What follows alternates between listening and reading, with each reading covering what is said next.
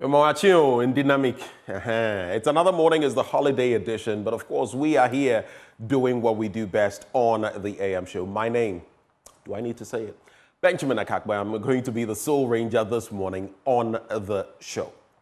Now here's what you can expect. We're going to be serving you the news shortly, and right after that, for the news review, Louisa Kwache is National Communication team member of the NDC. We also have Grace Enimabwating, government spokesperson on infrastructure and also a member of the MPP's communication team. They'll face off talking about the issues as we get into the newspapers, at least those that exist, and the online portals as well. That will be followed by sports with Harun Mubarak. A lot of action happening over the weekend. We'll be bringing you the scoop on that. And then we get into our big stories this morning. And number one on the chopping board, the president, Nana Addo Akufo-Addo, has stirred controversy, insisting Ghana couldn't have been founded by the Osajifo Dr. Kwame Nkrumah alone, bringing him in direct confrontation with the CPP, which has described his claims as unfounded and an unfortunate gaffe. So what are the facts of the matter? Is the NPP on a mission to erase Nkrumah's record and rewrite history? We'll be delving into that all-important issue this morning, even as we celebrate our Founders' Day. Then also, Member of Parliament for Bawku Central, Mahama Ayariga, accuses the National Security Ministry of cashing in on the people of Bawku upon that revelation that the ministry takes 6 million Ghana cedis every month to deal with the Bawku conflict, an amount he describes as outrageous. We'll be getting into that matter as well and finding out what those resources are being used for. And finally, we take you to old Agbogbloshie, the onion market, where after a ruthless eviction and demolition in July 2021, the redevelopment project seems to be in limbo. Nothing has started. It leaves many asking, what happened to making Accra work again? That mantra. Our very own Sweetie Abochi was there and will be bringing us the scoop on that. As always, we'd love to hear from you, especially today being a holiday. When we activate the phone lines, be one of those to call and share your thoughts. On that note, we settle for the news. Up next. Well, thank you for staying for the news. In our first story, former President John Dramani Mahama has called the Jubilee House the headquarters of misinformation and urged President Akufo-Addo to clean his house first.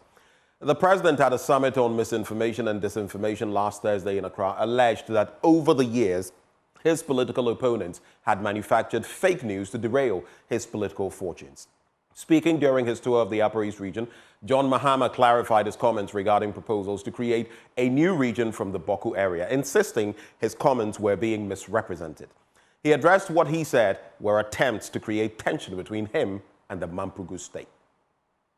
Yesterday, I went to Bawku Naba's palace, and he spoke about the issue of carving out another region to encompass the 6 constituencies in this area. And I explained that there were constitutional processes that needed to be gone through, and that the criteria was 1, economic viability, 2, land size, 3, population. And aside from that, a petition must be presented, a commission of inquiry must be set up to look at the feasibility of creating a region. In the evening, I saw a fake news story misrepresenting completely what I said and trying to put me against the Mamprugu state. I never mentioned Mamprugu yesterday at all. I was just comparing land size and region and economic viability and all that. The president condemned misinformation, and he used the Ajapadia document as an example of misinformation. But probably what the president doesn't know is that his office, the Flagstaff House, is the headquarters of misinformation. That is where the fake stories misrepresent what people have said and feed it into the social media. His own office is the headquarters where they do that. And so he should clean his house first before he talks about misinformation in other places. Well, from there, we head to the Ashanti region. The Member of Parliament for Ijaseche Dumase in that region has expressed his determination to retain the seat to continue serving the people. Mohammed Brahima Bawa has therefore served notice to the MPP's parliamentary candidate to explore other constituencies if she hopes to enter parliament after the December 7 election. The NDC MP is confident in his past achievements, stating that his accomplishments and dedication to the constituency make him the ideal candidate to continue representing the people of Agbogbloshie in the next parliament.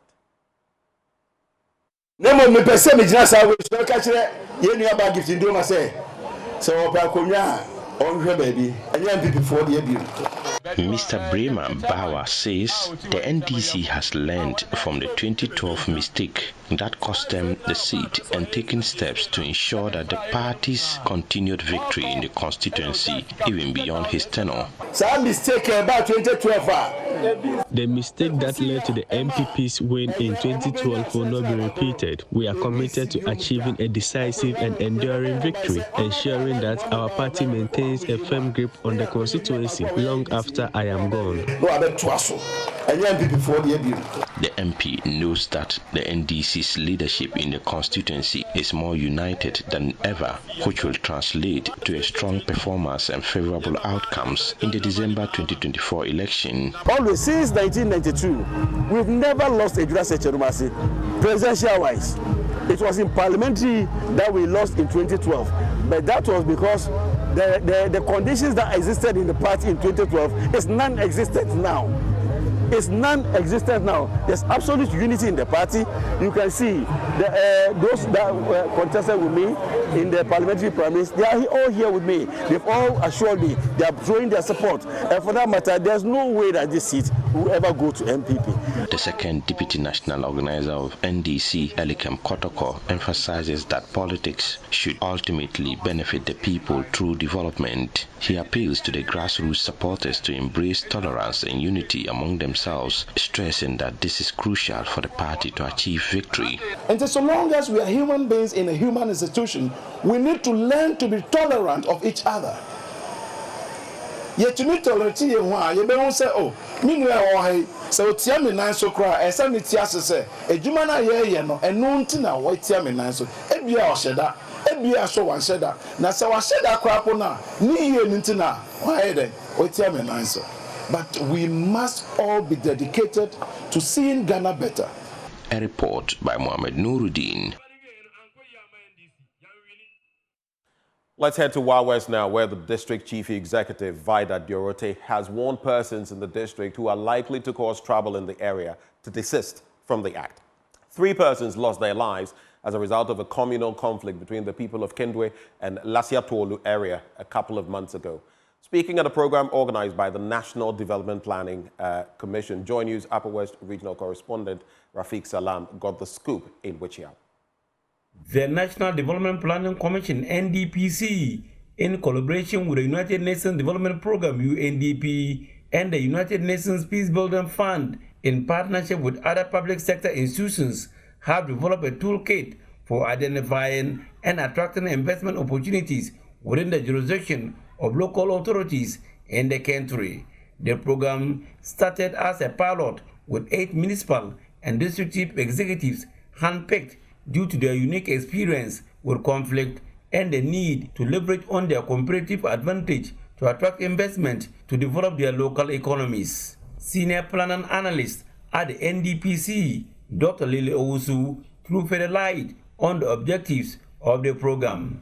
So you need to do some sector analysis. For instance, if it's agriculture that is viable within the district, what aspect of agriculture are we looking at? So we need to do some sector analysis within that. Then after doing all that, we then have to go into the strategy proper. What strategies are we going to put together to be able to, achieve whatever we want to achieve?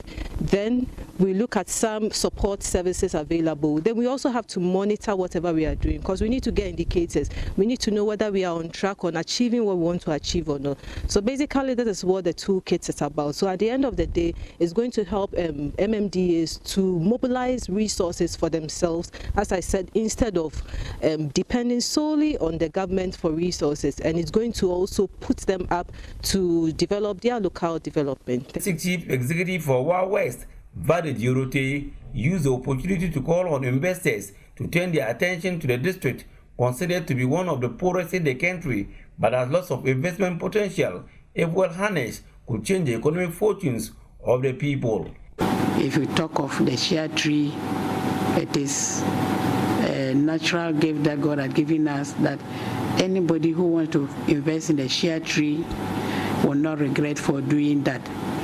Our farmers are also into soya bean cultivation, vegetable production, and a whole lot, cashew production too. And so any investor who wants to come and then invest in any of these areas should not hesitate. The resources are there, the potentials are there for you to come, and then with the support of the inhabitants of the area, you will not regret for investing in the Wild West district. The Wild West district, until a couple of months ago, was relatively peaceful. The peace and tranquility of the area was, however, disturbed following the communal conflict between the people of Kendel and Lasietolu, which resulted in the death of 3 persons. Calmer since returned to the area following the intervention of the RECSEC, DISEC, and the Member of Parliament for the area, Superintendent Retired Peter Lenchine-Tubu. Validity warned persons who would like to foment trouble to desist from it, or else they will be severely dealt with. And then we know that it is misunderstandings that bring about conflict or clashes.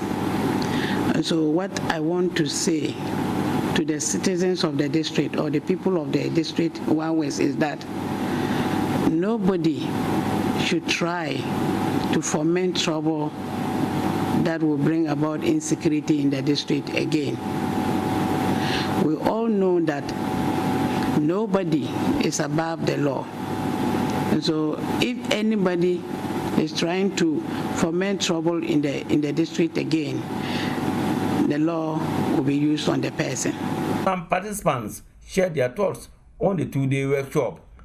So we are able to look at agriculture as the main investment area that we can, and this area we can go into what to railing, we can go into what farming of what food crops. But however, I as an assembly member, I propose poultry farming and then railing. Farming produce. You go to the local market, it's just like that. How to even package it, how to get good market for it is an issue. So for us coming here is just to see how we put our heads together with other departments, agri and others, so to see how we bring investors to come and help us to help these local women and our farmers in the local communities so that they can get better market for their produce. Reporting for J News, Rafik Salam, Wachao. Now, several houses and properties close to the Achimota police station have been demolished by an alleged private developer. The incident happened early Sunday morning. Homes and makeshift structures were destroyed by individuals described as land guards in the presence of men dressed as police personnel. Occupants of the land, including staff of the University of Ghana adjacent the Achimota police station, are currently displaced and fear for their safety following the incident. My colleague Kenneth Jeshi was there and reports. Well, this place might look calmer now, but just last night, it was a very tensed atmosphere because people who stay here tell Joy News that unknown persons yesterday came to demolish these structures. They say they were given a notice just last month to vacate the place. But most of them say they work for Achimota School and the University of Ghana, and this is an official residence that has been handed over to them, so they have nowhere to go except here. We were here and then we saw the bulldozer entering, scattered these two, went to this side, scattered that side too, and then he was here and then brah into the room. And then the unfortunate thing is people were inside because they were too deep asleep to the extent that they were not fast enough, and then they didn't hear to So they had to rush. We have to even shout to the bulldozer man that there are people in. Mommy here and then the little kid over there. So I want to find out from you, where do you sleep tonight? Where are you going to sleep? Nowhere. We don't have any place to sleep. We will still hang around as we did yesterday. Yes night, we couldn't get any place to sleep. So we hung around until this morning. And we will still do the same thing. Because they don't find any place for us to sleep. So we are still hanging around. You also have nowhere to go? I have nowhere to go. And I don't have money to rent today. If I have the money, where am I going to get a room today to pay the money? Told me that there's some small room at our Achimota school gate, so I should go and pack my things there for the meantime. So that's where I pack even my things, so they're the one that left. But because the room is very small, I'm a family man, I cannot, but only I will manage. Only the heavens can tell where I will sleep tonight. Well, the residents say it took the intervention of neighbors for this demolition to be discontinued, because the neighbors that stay around came to their defense, and there was a bit of a scuffle between them and the people that came to demolish the structure. That is the only reason why you see some of the structure still standing.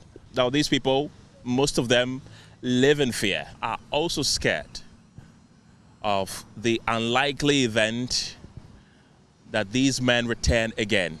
From Achimota, Kenneth Jesse for Joy News.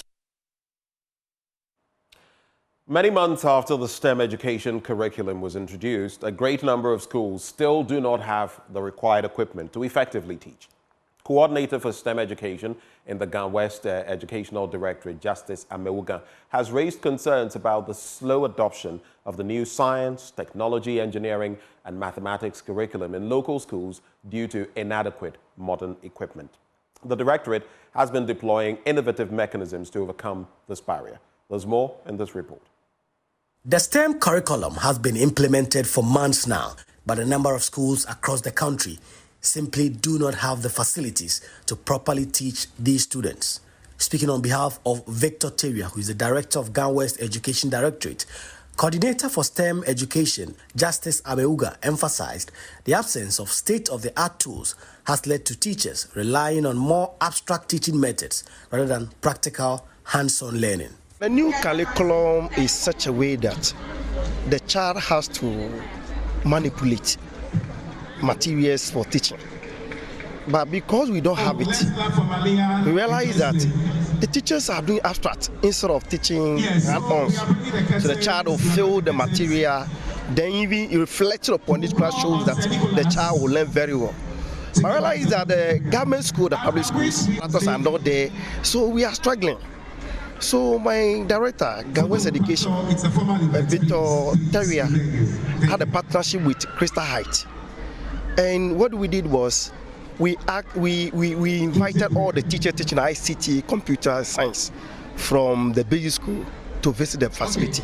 Justice Amewuga explained that the new curriculum was designed to give students the opportunity to physically engage with materials in the laboratory, enhancing their understanding through direct experience. However, the lack of necessary equipment is hampering this approach. Despite these challenges, Justice Amewuga expressed optimism about the measures taken to address the issue. The Ghana West Education Directorate has arranged for students from all 46 public schools in the municipality to periodically visit other schools equipped with the necessary facilities for practical learning. In fact, the week that they came, the new curriculum is what is being practiced at Crystal Heights. Because when you mention whatever apparatus you have, it's inside the curriculum, it's inside the Crystal Heights. So that's why I say that when it says STEM, or we're talking about stream, or we're talking about STEAM, is Crystal Heights. Because all what the new curriculum is talking about, everything is in Crystal Heights. So we are partner, and some remarks from some of the learners, it was all remarkable. So some of them were saying that, in fact, some of the things they left for 9 years and 8 years, they weren't able to see. But just 3-week visit with the school, they were able to see some of the apparatus and use some of them in handling them, in manipulating them. They charge them identification fence. While hopeful that these measures will improve student performance, Justice Ameuga notes that the overall lack of equipment in public schools remain a significant obstacle. He emphasized the importance of hands-on experience in the age of AI and modern educational approaches. The Municipal Education Directorate has begun efforts to procure the required equipment, albeit gradually. Well, it's time now for us to take our business update for the day. Well, let's start with UK-based ratings agency Fitch stating that there is a low risk of policy slippage in the lead up to the December 2024 elections in Ghana, given the government's strong commitment to the International Monetary Fund program. However, it pointed out that there was currently greater uncertainty over the degree of commitment of a new administration. There is more in the following Business Desk report. According to Fitch, they estimate the 2024 primary surplus on a commitment basis will reach 0.3% of gross domestic product, representing a 4.6 percentage points adjustment compared with 2022, driven by 0.6 percentage points increase in revenue and a 4.1 percentage points reduction in primary expenditure. It added that despite a record of fiscal slippage in election years, they consider there is a low risk of policy slippage in the lead up to the elections due in December 2024, given the strong commitment of authorities to the IMF program. But there is currently greater uncertainty over the degree of commitment of a new administration. It projected Ghana's primary surplus to reach 0.9% of GDP in 2026 on a commitment basis.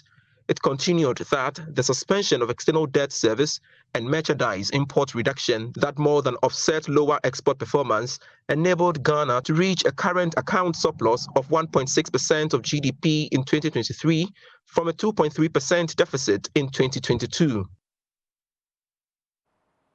On now to our currency market for the day.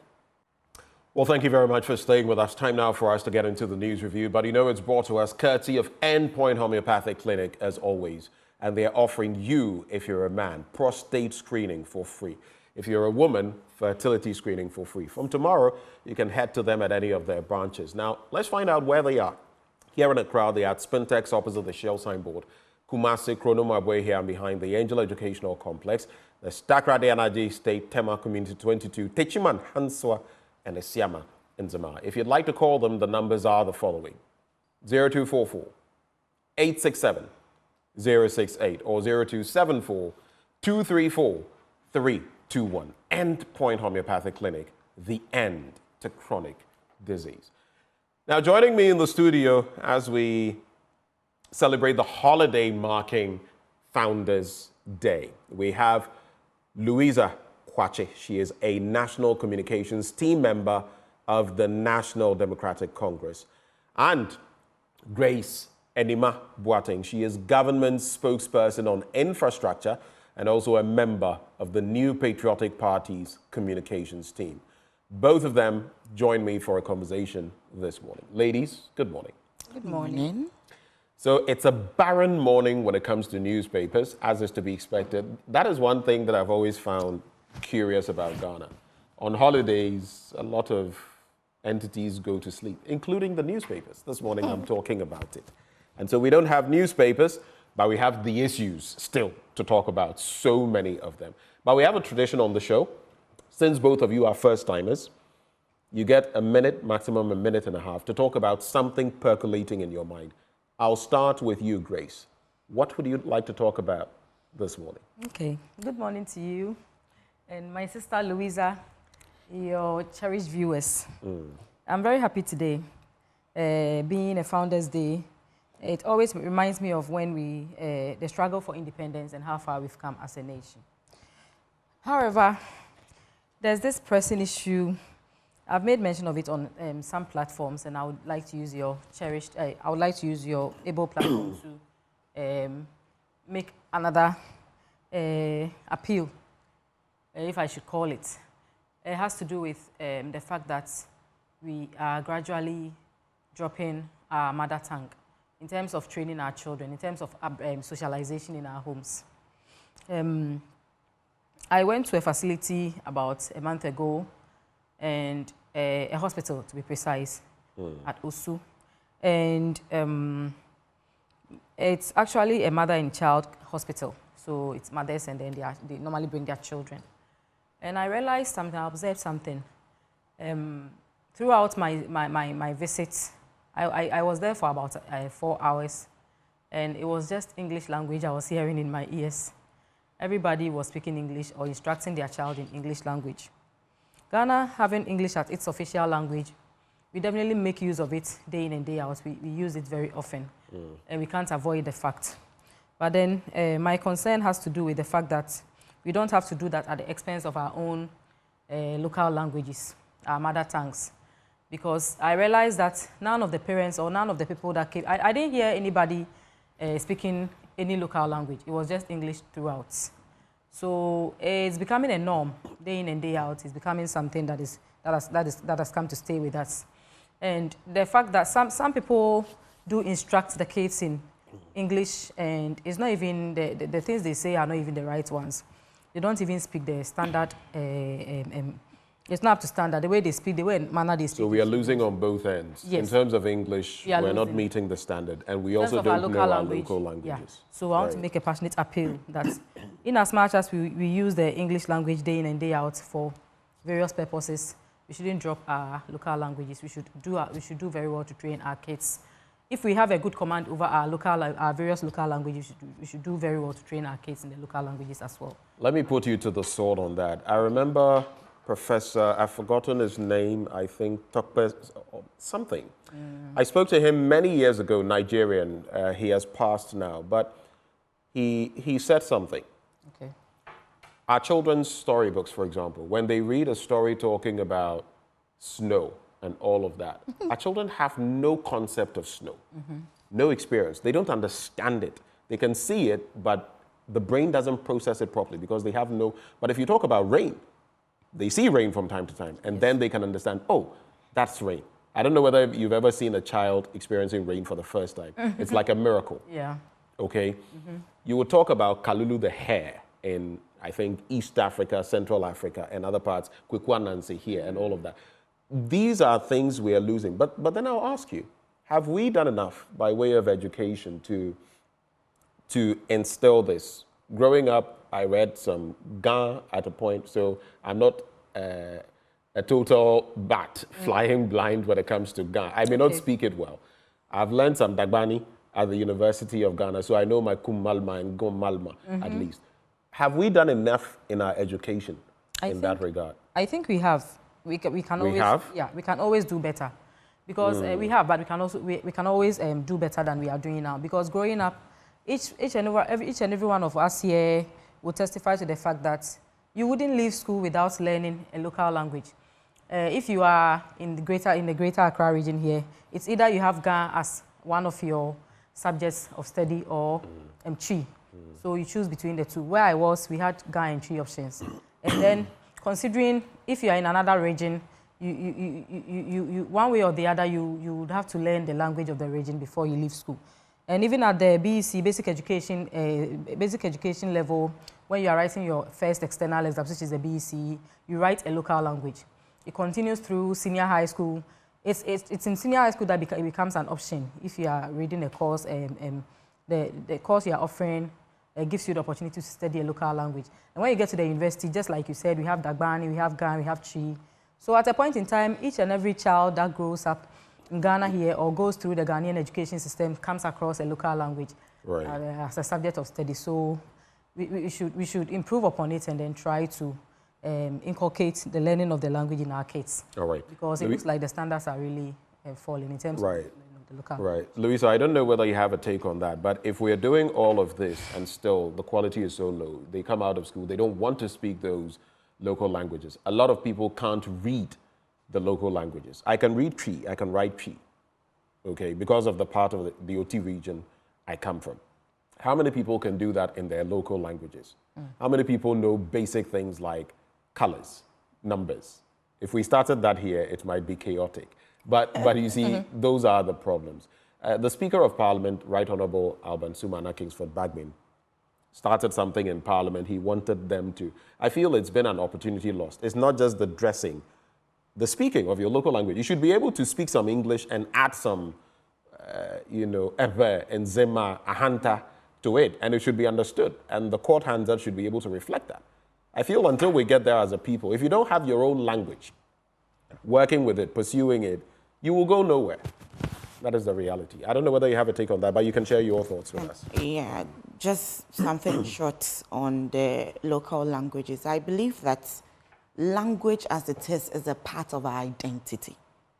So I always say that if we are embracing our identity as a people, and I'm so happy today is Founders Day, it takes us to our roots, where we started from, the spirit of Pan-Africanism.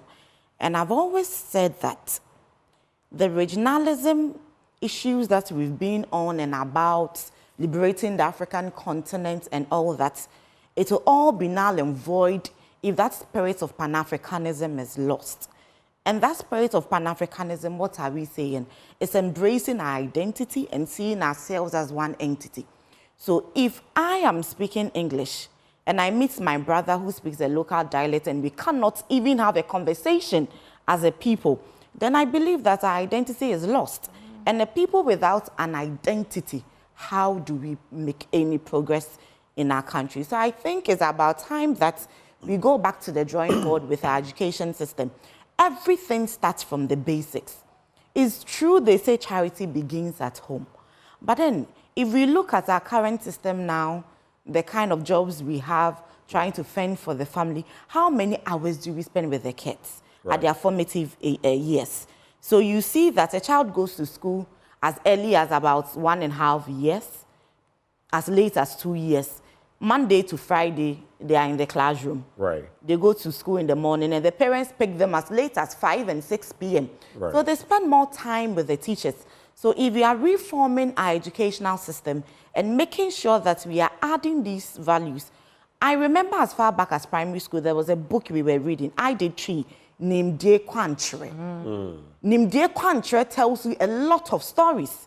Like you were saying, we don't relate with snow.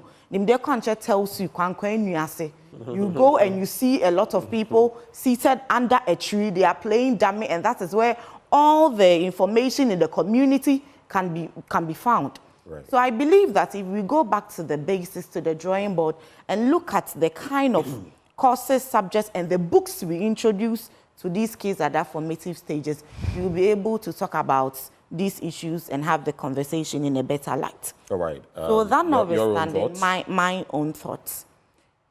This morning, I am very passionate because as I drove to this premises, something just reflected. And then what's reflected was that I was quite young and in the secondary school when we celebrated Nkrumah centenary. Right. And should I say I was proud or honored to have been part of those kids who were selected to debate on Nkrumah's achievements and how it has helped us. I remember the topic was independence, a bane or a blessing. That's quite a memory you Yes. have. You still remember that? I remember all of that. Or did you have to go back and ask I some remember questions? all of that. From, I think the venue was at Swansea Technical. So as I reflected and thought through all that I said and what have shaped me till now, I was still surprised that a man of that caliber, who saw ahead of his time, whatever Nkrumah did that we are benefiting from now are things he did over 60 years ago. And if he could envisage that my people will need this, their population will be this number. When Ghana's and then, population was about when we were 5, just 6 a few million, thousand, he was putting up Akosombo. So if he was able to think like that and get us that, then we are young people. Leaders have come, leaders have gone. I've seen a crop of young people in government, in politics. And as it stands now, I struggle to get water to take my bath this morning. Oh, you did? Yes. Yesterday afternoon, I had to place countless calls to get a polytank delivery so I could get water in my house. We are talking about health, cholera, issues relating to waterborne diseases and all that. And in 2024, years after the man who gave us that freedom and independence Today we are remembering the fight for independence, and we still have issues with water in the heart of Accra. So I asked myself, if as somebody who lives in Accra is having challenges accessing potable water, how much more the ordinary person in my village, Abraham Pesaze, somebody in Ekakom, somebody in Arilugu. So I feel that as we are talking about issues going day in, day out, political parties are putting forth their policies. Critical issues that affect our basic lives, like water, electricity, and food, should not be taken lightly. And I would want to ask the Ghana Water Company, as somebody who loves public relations and practices it, if we are paying for a service that we are not getting its worth, what is Ghana Water Company saying? And what puts me on edge is that I get water once a week. So yeah, if you similar to what most of us... So if you fail to fetch water, and surprisingly, the times that they make the tap flow are times that we are out from the house. Sometimes it's very around 11 a.m., 10 a.m., when we are out trying to get our daily bread. So if I pay for, I get access to water once in a week, at the end of the month, I am paying even more than when the tap was flowing for about 20 or 25 days. So I asked myself, how do they read the meter? If I'm getting water once a week, and at the end of the month, I am paying money for people who are getting water running through their taps all day round, all the month round, then I believe that Ghana Water Company can do better. They should come out and tell us what are the issues. How can we come together as a people, put in a policy direction to actually rectify the issues, and for us to get the value for the amount we pay for water, and for them to also know that water is an essential part of our health. Right. So this morning, water is the issue that I'm highly passionate about. And even as you talk about water, we have a Wash on Climate Change National Dialogue coming up later this month. But one thing that got me thinking, I see more and more photos and videos of people in rural communities, and they are drinking from river bodies and the rest. And you look at the state of some of these river bodies. Just yesterday, I was watching one such photo, and it broke my heart, you know, because potable drinking water, we are talking about, you are thinking of water to have your bath and all of that. How about those who don't even have what they'll put into their bodies? I spoke about the health. And the quality of what they are taking, basically impacting health. Because eventually, it will become a problem for us on our health system, a burden on our health system. But let's go to myjoyonline.com. That's where we're starting the conversation. Of course, there are many other conversations I'll be bringing your way, including the president's stance on Kwame Nkrumah, his message to the nation, among others. But let's start from here. We're going to I'll just read some of the topical bits before we get into the stories. We're going to run quality-free SHS. That's the top story there. Former President Mahama says so. And then we also know in Paris 2024, Azamati and Saminu missed out on the 100-meter final, which was won by the narrowest 5,000th of, a second by Noah Lyles, 5,000th of a second, right? Noah Lyles winning that over Jamaica's Keshane Thompson. I said Lyles would do it. When he placed second here and there, people were, well, he did it. I will redesignate faith-based institutions as development partners. Vice President Bawumia says so. NRSA to conduct road safety audit. Let me see. The world knows Nkrumah founded Ghana. CPP rejects Akufo-Addo's Founders Day claim. And then girl 15 missing after leaving home for being punished. And you see how sometimes it goes south. Punishing her, and then now. Police do not just arrest anyone for fake news. That's according to the IGP. And journalists covering Nigeria protests actually dodge bullets as police arrest nearly 700 people. But let me start from that one. We're going to run quality-free SHS, according to former President Mahama. He has reiterated his resolve to address the challenges confronting the implementation of the free senior high school policy. Speaking at a rally at Binduri as part of the first phase of his 2024 election campaign tours of the eastern region, actually of the Upper East region, he stressed the stance that the policy would not be cancelled. He, however, promised to improve upon implementation to improve quality and educational standards. Let me leave it there. I'll come to you, Grace. Free SHS. From where you sit, we were just talking about even our local languages. Exactly. Has it lived up to the expectations of the Ghanaian people? And is a review in order? Okay. Thank you. When it comes to the subject of free SHS, you and I, and then my sister Louisa, and every other well-meaning Ghanaian knows that the policy has done very well.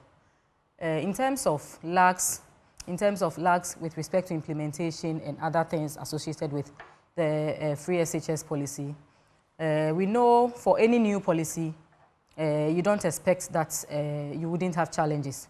Even ones that are already existing or policies that are already in the system or that are already existing are not devoid of or are not free from some challenges. I'm sorry, I don't mean to interject, but we've been doing this for about 7 years. Is it still new? The free senior high school. 7 years. In other jurisdictions, a year to Cuba. Let me just say this. Cuba. They determined, I believe sometime after Fidel Castro took over, they determined that they wanted to enhance their education. They moved from practically nothing. I can quickly get the figures for you. I studied in Cuba. To 90+%. They've maintained that till now. Do you know how long it took them? Just about a year or less. So you don't need 10 years before you get a program running. I just wanted to say that on the back of I was going to come to that. Okay. So it's not still new. It's 7 years and we are still counting. And I can sit here and boldly say the free senior high school is doing very well. A whopping 9.9 billion Ghana cedis has been spent on it so far, and 5.7 million Ghanaian children or Ghanaian youth have benefited from the policy. I brought in the lags because no policy is free of lags. When you roll out a policy, it has its own challenges that going forward you can just get better. You know, with this free senior high school, we are now experiencing gender parity index. And by gender parity index, I mean now the number of girls that have opportunity to go through senior high school are almost equal or even more than boys that goes through senior high school. And I have data to support that. So for a ratio of 1 boy having an opportunity to go through school, you have an equal number of girls, or we have a girl who is also able to get the opportunity to go through school. So you get a gender parity index of 1:1. We have most of our students who, without this policy, wouldn't have had the opportunity or wouldn't have had the financial strength to further their education. We also saw cases of very brilliant students growing up who did very well in their basic education certificate examination or any form of exams, any external exams that they wrote. And because of some form of poverty or because their parents were not able, they had to resort to learning a trade or doing, I'm not saying learning a trade isn't good, but then they could do better or maybe further their education and then move ahead and move up the ladder of academics. So a typical example or a case study is Thomas Amweni, the young man from Adesso, a village around Adesso, who had straight A's, and for the senior high school policy, free senior high school policy, would have just ended his education and then concentrated on farming. The young man just passed out of university or finished university in the UK through the assistance of this government, this current government, with a scholarship that we gave him, and now he came out with first class in economics and finance. We have a lot of Thomas Amwenis out there who probably are not... Wait, are you talking now about free SHS or you're talking about the support after free SHS? Because I'm talking about free SHS, and Thomas Amweni is just one person who has benefited, whose story went viral in Ghana. If you go there, then I'll tell you that even personally, there are some of those I've had to share stories about for support from the business community in Ghana, from support from individuals, philanthropists. I mean, practically every week or two, you would see some of them on social media, straight A's or very good grades, no support. So I just wanted clarity because even the scholarship bit and going to study outside is problematic. You know, as we speak, in the UK, for example, close to about a year, students have not got their stipends. Some of them have been sacked. Others. About 3 it months happened ago, in, was it Morocco? About it 3 happened months in ago, some other government places. released some money to pay for some of the stipends. Right. So another tranche of the money will be released to pay further. But since you work in government, let me say this. That thing, if you know you can't support students, don't let them go. Because a lot of these places, when I was in Cuba, I know that the system has changed now. People from the modern languages department now go to Spain. But the Cubans were offering us the accommodation and some feeding and a few other things. Our government was just supposed to provide the stipends. Believe you me, when you are out there, as they will say, Obi Mainso, it's crazy. Whom do you go to? There are times when my colleagues were stuck in a very bad situation, and because I have done some things, I was able to, you can hold some people till the resources come and you get them. But it's one of the most difficult situations, especially at a certain age, outside. And if you go 2 months, it's crazy. Even then, if it didn't come for a month, it would be up in arms, and then eventually the embassy in La Habana, as we would call it, Havana, then they would get things. So it boggles my mind when people go 5 months, 6 months, 1 year. Some of them, I mean, it's crazy. In some jurisdictions, some of them said they were being forced to donate sperm, sell their sperm. Others were drawing out blood and selling it. So I'll just say, you can communicate to those who are not watching that, but it's a very sad situation. It is, but then this thing is not new. It's not. No, you see, this is where sometimes this is not new. It happened a long time ago during my time. Yes. How have we bettered the system? So, like I said earlier on, government has released some amount of money to clear the stipends, and then he has plans to release another tranche. To clear how much of the stipends? Because just about a week or so ago, I had someone reaching out to me from No, we still have some students whose stipends are still holding, like hasn't been paid. Yeah. And I'm saying government has plans to clear those ones too. We are looking at the brighter side of free senior high school and how it has benefited the ordinary Ghanaian. You know, we have students who wouldn't have been able to go through school without this free senior high school. Right. I live on the Pokuase Amasaman stretch, and I did my own observation some 10 years ago.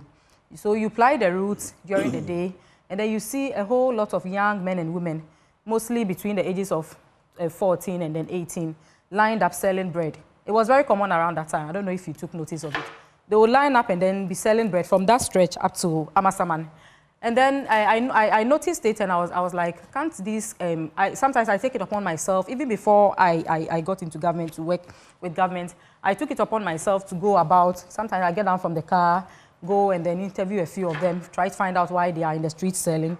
And they will tell you they don't have the means to go through senior high school. Most of them were JHS graduates. Okay. So I noticed that after the introduction of the free senior high school, anybody that plies that route from Jonte, specifically from Jonte up to Amasaman, you realize that the numbers on the streets have reduced. We still have a quite number of them selling.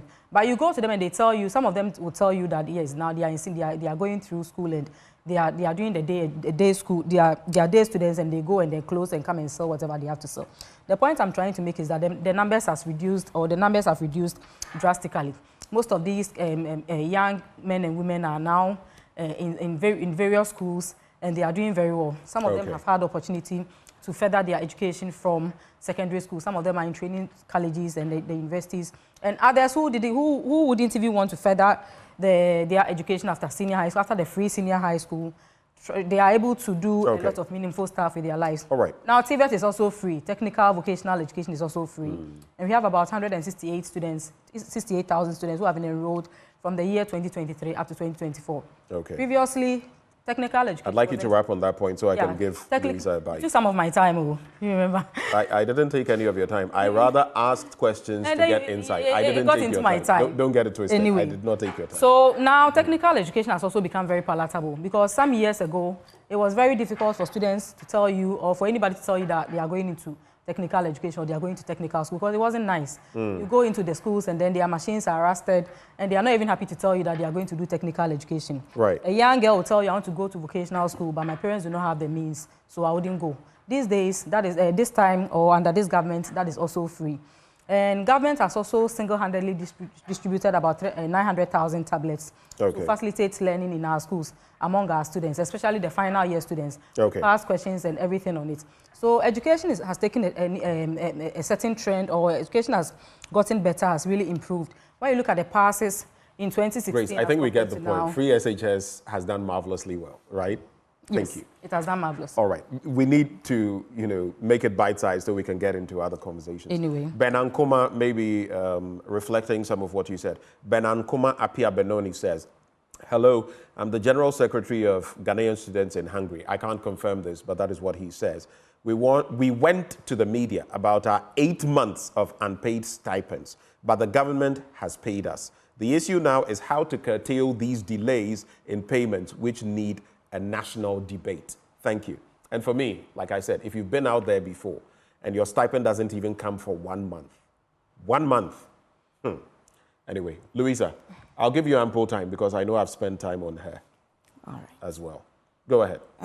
I would want to say that the free senior high school policy, it's a policy that is meant for progress. Is a policy that is meant to alleviate poverty, because over the periods, we are saying the amount of monies that are spent on the senior high school program is expensive, and as we all put it, we would want to bridge that gap between the metropolitan and the villages. People have access to schools without spending more. So if you are in a farming community, where you don't even make enough, your child would still be able to go through the senior high school program at no cost at all. But the question I ask always is that if you are analyzing a public policy, if you are implementing a public policy, you don't do so in a vacuum. We've run this program for 7 years, as you rightfully corrected, Grace. It is not a young program. Well, I think she's fully aware that it's... Exactly. It is not a young program. So if we are implementing a public policy, as we go along, there are typical questions we keep asking and finding pragmatic solutions to. So the first question we ask is, are we achieving the objectives we set for ourselves? What are the objectives? To make it relatively free, so we can alleviate poverty and make it highly accessible to every Ghanaian child, give that opportunity. So that first most objective, is that the situation on the ground? No. The issues with it is not. The issue with the implementation is that as we speak, parents are forced to give extra monies to schools as a form of cushioning their feeding.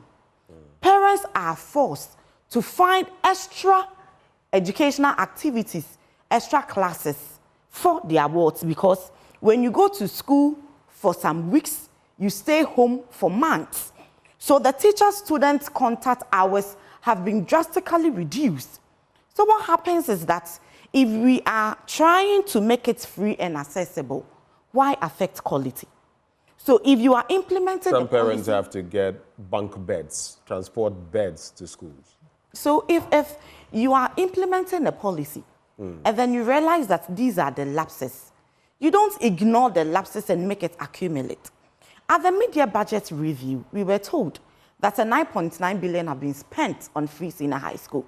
But the Secretariat says that they are owed a whopping 6.5 billion. So what was the 9.9 billion spent on? What was those amounts spent on?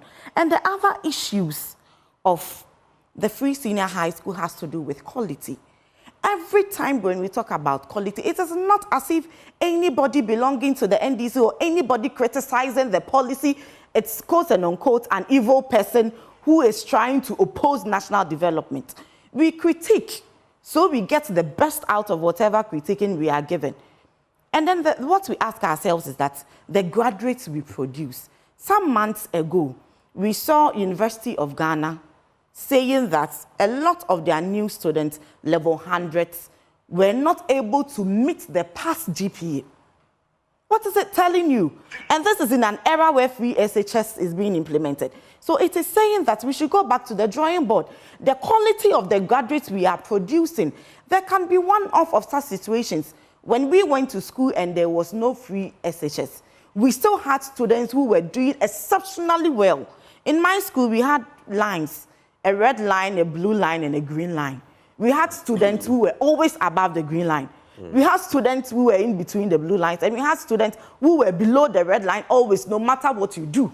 Even around those times that we were having a lot of contact hours. So what we are saying is that we should go back to the drawing board and look at these issues that is affecting quality. And that is exactly what President Mahama is saying.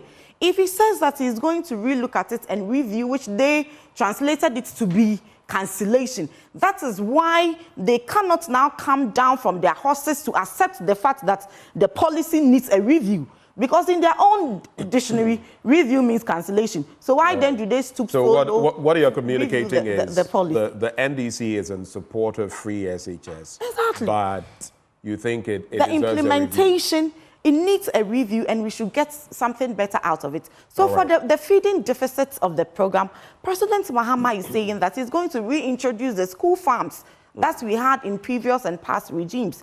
So these school farms will serve as a food supplement to whatever the buffer stock produces. Okay. So that cases of when kids have to be sent home because there are no food for them to eat would all be a thing of the past. All right. Thank you for sharing those thoughts. Grace, I'll just add this. I'm not taking reactions, but recently I wasn't even aware. Professor Awandare came here and spoke about the provost, one of the provosts at the University of Ghana.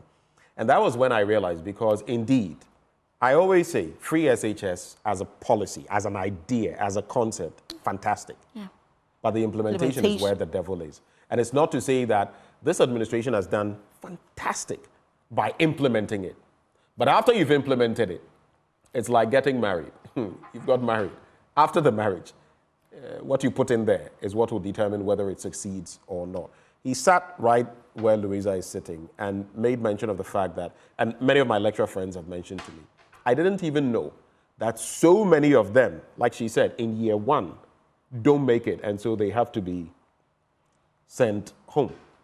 He mentioned that, if I'm not mistaken, he said about 40%.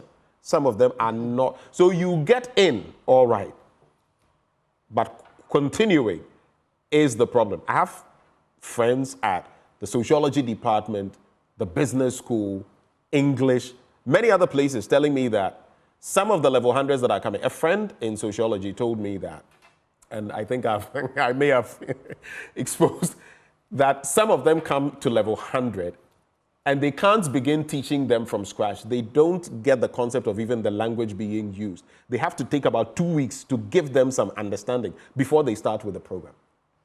So, I mean, there definitely is work. This story I'll get into, and then quickly I'll have us look at Nkrumah and move on from there. The presidency is the headquarters of misinformation, Mahama tells Akufo-Addo, and I'm sure both of you are fully aware of that. The former president says the presidency is responsible for creating fake stories, misrepresenting facts, and disseminating same on social media. On the back of His Excellency the President recently at that gathering saying that there's a lot of misinformation and disinformation, we should eschew that, even calling on the media to do better. And also the bit about Ejapadie. What's your reflection on these issues ahead of election 2024? Misinformation, disinformation, how do we handle it? Okay. So, about the free senior high school bit and the fact that you said you had we don't have that much time. That's why I wanted us to move on. Unless you want to spend the time to reflect on this, on that one. So because we have limited time. You said a lot of things, so I thought I could touch a bit on every. Okay, you go ahead. Yeah, so I did not have the opportunity to go through free senior high school. I paid for my senior high school education. As did I. Yes, as did Louisa too. We all paid. But then from senior high school up to university, we've had students who come with very good grades, but are not able to live up to expectation. So you come to level 100, they tell you they have single numbers. And then in level 200, you don't find them because they've been expelled. Because they couldn't meet the GP, how did Louisa call that one? For the first year, GP required, yeah, for the first year, yes. Yeah. So that has been happening time without number. It's something that has been with us. I think it's about the numbers. It's about the numbers. We've never had this happen. No one is saying it's not happened. No, it's about the numbers because, yes, it's about the numbers because, exactly. Yes, it's about the numbers because previously we had about 800,000 students who could afford free senior high school, who could afford senior high school education. Now the number has doubled. We have about 1.6 million going through senior high school. So if you if you are talking about the fact that when we go to the university or to the tertiary level, we are not able, some of them are not able to live up to expectation, and then they are not able to perform, and they have to get themselves expelled. The numbers have increased, and you don't expect that those numbers will be any less than or any equal to what we had previously. Right. So Please this go. is just simple. Let's make tracks. On the other bit, misinformation, disinformation. Yeah, misinformation, disinformation. It's really an issue that we have to look at, and the president did not. So your party. Yes. Actively engages in it on social media. Yes, you see it. Her party, actively your party as well, Louisa, so actively does it. All of you. Yeah, it's a wake-up call on all of us. It's a call on to every Ghanaian, every well-meaning Ghanaian, and even to the media, to our media, able media houses. Recently, we had an issue of somebody. I don't mean to remind Ghanaians of what, but we all do make mistakes. Somebody coming to tell Ghanaians he's won, his cookathon has won. He's been able to Guinness world record. And I sat back, and then I didn't want to follow the story. I wanted to post the guy and celebrate him on social media. But I was waiting for our credible media houses to report something about it before I go about celebrating. And then surprisingly, I saw it all over social media, all over some of our media houses. And then I had the confidence to now start posting him on my status, my story on Facebook and all of that. Because I know once a credible media house has posted him, it means the story is credible. It means the story carries some weight. Only for us to go to sleep. I didn't even go to sleep. A colleague of mine prompted me on WhatsApp and said, Anima, the thing is not real, though. It's not true. He hasn't won anything. Guinness World Record has come to debunk the fact that he said he's been able to break the record of the cookathon, something. And I was surprised. I was like, but I checked some media houses, and they were sharing stories. They were celebrating him with all forms of this thing. And she was like, go and verify for yourself. I went to verify and realized, yes, what she was saying was true. And then later, we all saw the apologies that came through. The point I'm trying to make is that when it comes to misinformation and disinformation, it's a call on to every Ghanaian, and then all our media houses. I get the fact that it's for all of us. It's for all of us. No one is above reproach. The question is, how do we get there? How do we get there? Especially ahead of election 2024. It's going to be ramped up. You, the political parties, we are saying it here, but when you leave this place, you are still going to do it. How do we deal with the situation? So we should do our fact brief so that I can go. Okay, we should fact check. We should do our fact checking very well. We should make sure the information that we send out there are the truth and nothing but the truth. We should ensure that we put the right, we get the right sources of information, put them together before we post them on our platforms for people to come out and read.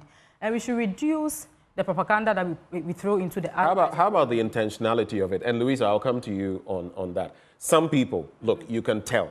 You see some of the political activists post something. They know this thing. Ekufuado didn't say this. They know. Muhammad didn't say this. Bawumia didn't say this. Nana Jane didn't say. You can tell this is fake. Even sometimes what they are posting, you can tell it is fake. They'll still go ahead and post it. How about that? Louisa, how do we deal with that? The issues with this information, I would say it's purely for malice and is laden with propaganda. So if you would want to deal with disinformation, I always say that if there are two people in a competition, you get a dose of what you give out. So if the president is advising us to desist from it, then of course the issues that churn out of his quarters should also come clear, because he who goes to the table of equity must do so with clean hands. Right. So if we are talking about disinformation and coming from the quarters of the president, then I expect that the issues that they raise from their presidency, the issues that they tackle on their campaign trail will be devoid of any lies. So far, if you look at the campaign of President Mahama and that of his aide, we've all been advised that this election is not an election that is equivalent to any other that we have had. We all see the tension in the system. We all see how Ghanaians want to be liberated from a cabal So we should be mindful of the language that we use. So you would all bear me out that there's nowhere that President Mahama has stood that he has said something, particularly relating to President Akufo-Addo or Alhaji Bawumia, that is false or is neither here nor there.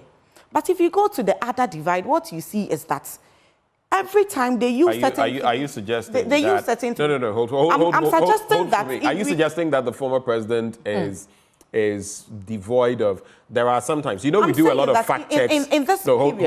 Hold for me, Louisa. We conduct a lot of fact checking here. And sometimes you would have what the former president said not be wholly true, even if there's a slight element of untruth. Yeah. And sometimes not true. So let's tread cautiously on that. What I'm saying is that there are some disinformation that are pure malice. Those are the ones. Misinformation can actually be that. So what you are talking about is misinformation. You may have a little bit of facts and some inaccuracies. So if it comes together, it becomes misinformation. Probably you have some information lapses. There are some gaps that needed to have been filled. But this information is clearly something that is laden with malice and intended for harm. Okay. So what we are saying is that every time that they come out with certain things, and it is a contest, everybody would retaliate and come back stronger. So if, for instance, there are some 3 phrases that they talk about consistently. One, they say that President Mahama said he is a dead goat, forgetting that the English language is full of simile, metaphors, and some idioms to actually make your contest full. But they always say it in that context. The other thing that they always say is that he says he's not a magician. When you play that video and you go back to that video, you realize that what he says is that putting monies in the pockets of your citizenry is not magic, but you would have to create jobs and opportunities. But they change the narrative and say it in a whole different context. How is your party going to address this ahead of how my party is going to address these issues is that, as I clearly said, the Honorable Bawa Joyce said on a lot of platforms that NDC going into this election, we are staying away of any language, any foul language. You tell that to your communicators all the time during our meetings and all that. But as I clearly said, it is a contest. So if one person is the one at the end of keeping that gate and the other person comes out stronger, and we all know that in our society, if issues are repeated for a long while, it becomes the truth. If you don't come out stronger and debunk it, it becomes the truth. So what then should we say about that? Clearly, what happened with the Mamprusi issue, creating a different region, an additional region and all that, look at how the MPP reported it. But surprisingly, Dr. Bawumia went on a platform and said that he's going to give us mobile phones and we pay 1 cedi, 2 cedis for it. And he used a certain language, yet the Bremen Nipa. So if it doesn't mean that if you don't take any of the mobile phones, we didn't make any issues out of it because we understand that it is language and sometimes you falter. Politics is a game where language is used. It's a commodity that we use in trading. So sometimes we should be mindful of the things that we say. I would want to say it on your platform and play that my party, we've all been advised to use clean language going into this election. So I pray and believe that if the NPP is doing same, we would have an environment that is free, and then the media too have a role to play with the misinformation, give us accuracy, and where we fall short, where we have information gaps, we plead with you to provide us with. I'll just run through 1 or 2 more issues, but let me take these comments on both ends of free SHS. No reactions, please. Ben Nkrumah Apia Benoni says, my dissertation is on free senior high school policy. I can confirm that my supervisors are very impressed with the policy and how it has been implemented amidst some challenges. The policy is a model of emulation in the sub-Saharan African region. The policy needs review. I believe the issue with the policy is sustainability and not quality. The cost of the policy should be national concern looking at the figures. Okay. Then I saw this one. Emmanuel Obezeboy says, I believe the Ghanaian population is going higher or increasing. So wouldn't the pupils in the various schools go high too? Normal. Please, I was having a daughter in one of the high or bigger schools in Ghana, and I was sorry. I had to go there every week with food. money, even common bread and sugar for breakfast. So tell the MPP rep they should continue comparing themselves with NDC. We shouldn't, okay, it's fine. It ends there. Let me look at two issues. One has to do with the president and his statement ahead of, or on Founders Day, that there are multiple founders of Ghana. And some insist, an elderly man, called me aside after church yesterday and was talking to me about this, but I'll leave it there. Founders, many countries, China and others will tell you they have a founder and others. I want us to talk about that. Then I want us to quickly look at the 6 million Ghana cedis that we are giving to the National Security Ministry on the back of Bawku. Quick thoughts on that, and then we can wrap. I'll start with you, Grace. You have a minute and a half each, so how you use it is up to you. But when it's done, I'll cut you. I'm not aware of the 6 million Ghana cedis that is being given to Bawku for whatever. So I would like to talk about the Have you seen that statement, or at least what emerged from the Finance Ministry? Have you seen that? No, I haven't come across it. Yeah. Okay. So after here, I'll check and then get my. This has been what, a number of days. You've still not seen anything on that. No, sometimes you have the various stories on your various issues that you're looking at, and then you tend to overlook some of them. Okay. Yeah. All right. And coming from the Ministry of Information, I wouldn't want to just do a guesswork, say something that I'm not very much aware of, or say something that I'm not very sure about. Yeah. Okay. It will not be pardonable. So about the Founders Day, yes, we had a Founders Day that was 21st September, 21st September that we used to celebrate. The birthday of Sajifo Dr. Kwame Nkrumah. And then Nana Danko Akufo-Addo proposed a legislation to Parliament to change the date to 4th August, so that other founding members of the country would also be celebrated. We are all very much aware that, yes, Sajifo Dr. Kwame Nkrumah is the first president of Ghana. He's done so much. He did very well, leading us to independence. But then when you look at our local currency, you check our local currency. We don't have just Sajifo Dr. Kwame Nkrumah. We have 5 other people that adds up to him that makes up the big 6. So Nana Danko Akufo-Addo proposed a new date so that those 5 other additional people would also be given a recognition, would also be celebrated in addition to Sajifo Dr. Kwame Nkrumah. When you look at the case of... Your time is up, please wrap. Okay, when you look at the case of Nigeria, we have Nnamdi Azikiwe as the first president of Nigeria. However, we have Obafemi Awolowo, Tafawa Balewa, Ahmedu Bello, Folarun Shaw, Ransom Kuti, Murtala Mohammed, among others. You wouldn't hear a Nigerian talking about Founders Day or Independence Day without mentioning the names of the others I've mentioned. I guess there's context always, isn't there? Yeah, Nnamdi Azikiwe championed the cause. So Nana Danko Akufo-Addo was just saying that we also had Obechebi Lamte, Akweje. Okay, so your point is made. For the sake of time, let me move on celebrate to them. All right. And put them on there. Let me move on to Louisa, but let me add this, and I say it unrepentantly. Nkrumah is the founder of Ghana, as I see it. I feel that if you look at even the mere fact that he led us to our independence, and there's a book, I think it's JFK Ordeals or something.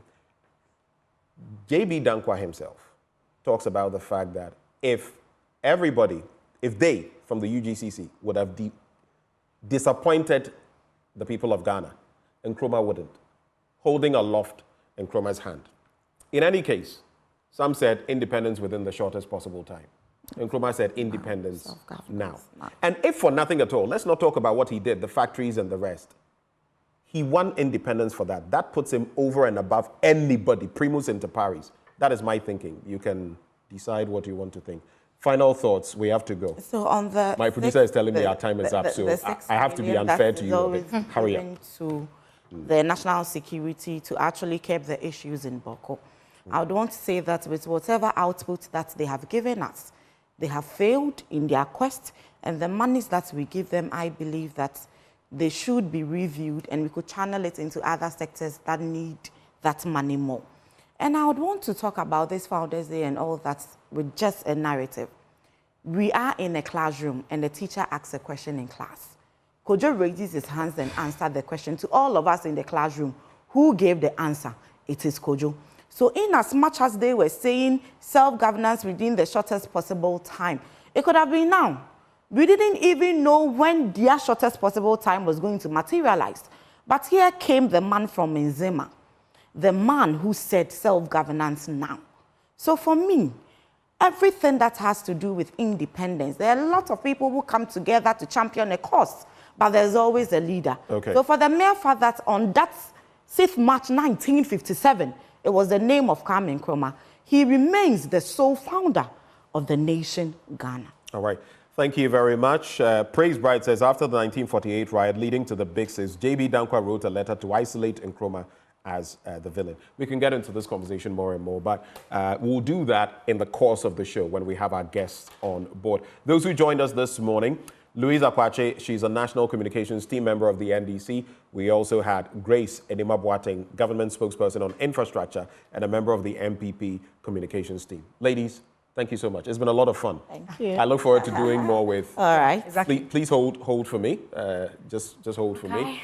This segment always brought to you courtesy of Endpoint Homeopathic Clinic. And as always, they are offering, if you're a man, prostate screening for free. If you're a woman, fertility screening for free. Reach out to them at any of their branches here in Accra, at Spintex opposite the Shell signboard, Kumasi Kronumabwe here behind the Angel Educational Complex, the Stakrade Anaji State Tema Committee 22, Techiman Hanswa, and the Siaman Zema. You can reach them on these numbers: 0244 867 068 or 0274 234 321. Endpoint Homeopathic Clinic, the end to chronic disease. Sports is up next Tuesday. You go. We go. We go. So we went to Libya as underdogs. And lo and behold, we were playing against the nation, the host nation, Libya themselves. As a matter of fact, Gaddafi hosts this team fantastic. It's one of the best tournaments. Wow. Yeah. So I would say some things that I haven't said before. Because I'm not afraid anymore. What are they? Tell us. So we went to Libya with their squad, and the first time, the match was supposed to be Sunday. Friday, we said we were going to see. The first time we played on synthetic, AstroTurf. Even we didn't have the shoes to play on this. Some of them wearing hard stud on AstroTurf. Some of us, our stud, rubber stud, but it wasn't easy at all. I believe God wanted Ghana to win the cup. With all what we did on the field, it's like heaven was backing Ghana. Okay. So Friday, there came a small snow that we haven't witnessed before. And so it was very, very, very cold. And those who have Sasabro Kakra came. John Baker, say my name, Kokuka, say my name. Then left John Mensah, the goalkeeper. He was the third goalkeeper. You have no choice. So, open ceremony, we went there and we started the game. Is it that one they said the goalkeepers were scared to play, or? This is what they said, but the reality is what I'm saying, because I was there. You see, in Ghana, everyone read meanings to everything that happens, but surely they took them even to hospital. Oh, okay. Yesterday I was with Kwame Namazura, his Yodamite, and we were talking about this thing. And he was also among those they took to the hospital. So we started the game, everything, then we scored. George Alassa was on his peak. He was scoring goals at random, like that. Then they equalized. Then second half, they score again.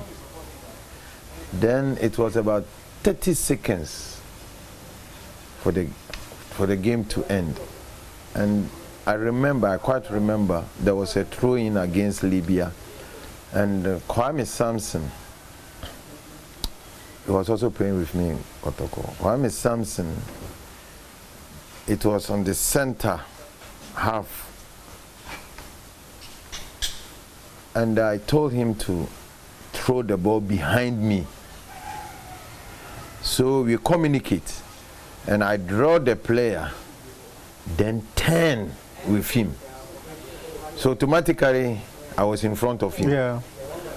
So he threw the ball, very long one. So when he hit the ground, volley, it was so powerful that the goalkeeper at the same time didn't move. It was the net that was shaking. That's how people knew that you have scored. I tell you. Then 2-2. He brought the ball to the center, and it was off. We play 2-2. And that 1 point took us, helped us a lot to advance to the next stage. So then Ghana, we go, look, our one of the best match that we play against Cameroon. I tell you, we were in the same hotel with them. After Roger Miller came to us, we came out and we were talking and we said, look, one day if Ghana happened to qualify for World Cup, they will do wonders. That's what Roger Miller told us that time, 1982. Then we were discussing and he told us that Libya has done well. Every day they will give $20 to every player. We didn't know. So he hinted us. So we had a meeting immediately. We go in for a month. That time we have been there for about, we get into 3 weeks. We didn't know. So we assembled ourselves. Kwashi was the captain then.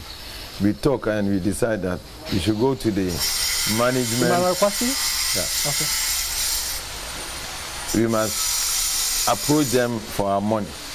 We went, we talked to them and they said, oh, you people cry, use these small boys. You like money too much. We wanted to save the money after we give, after the tournament. Oh, so they were taking the money people didn't know? No, we won't wait. We need our money. Other than that, we won't play the next game. That is where we got our money.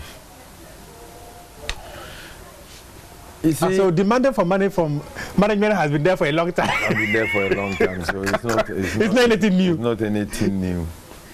So we play against also Algeria semi-final. Yeah. I tell you, it was a cracker.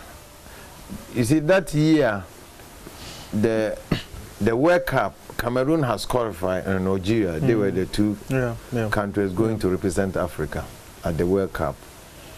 And also, we beat them 3-0. 3-2, we beat them 3. We went to extra time to beat them 3-2. Even,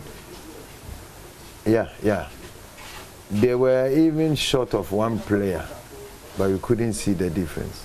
Algeria was on fire. Baje, Maje, Baromi, they were having a good squad. So we went through. Then came to the finals. We prayed, we went to penalties.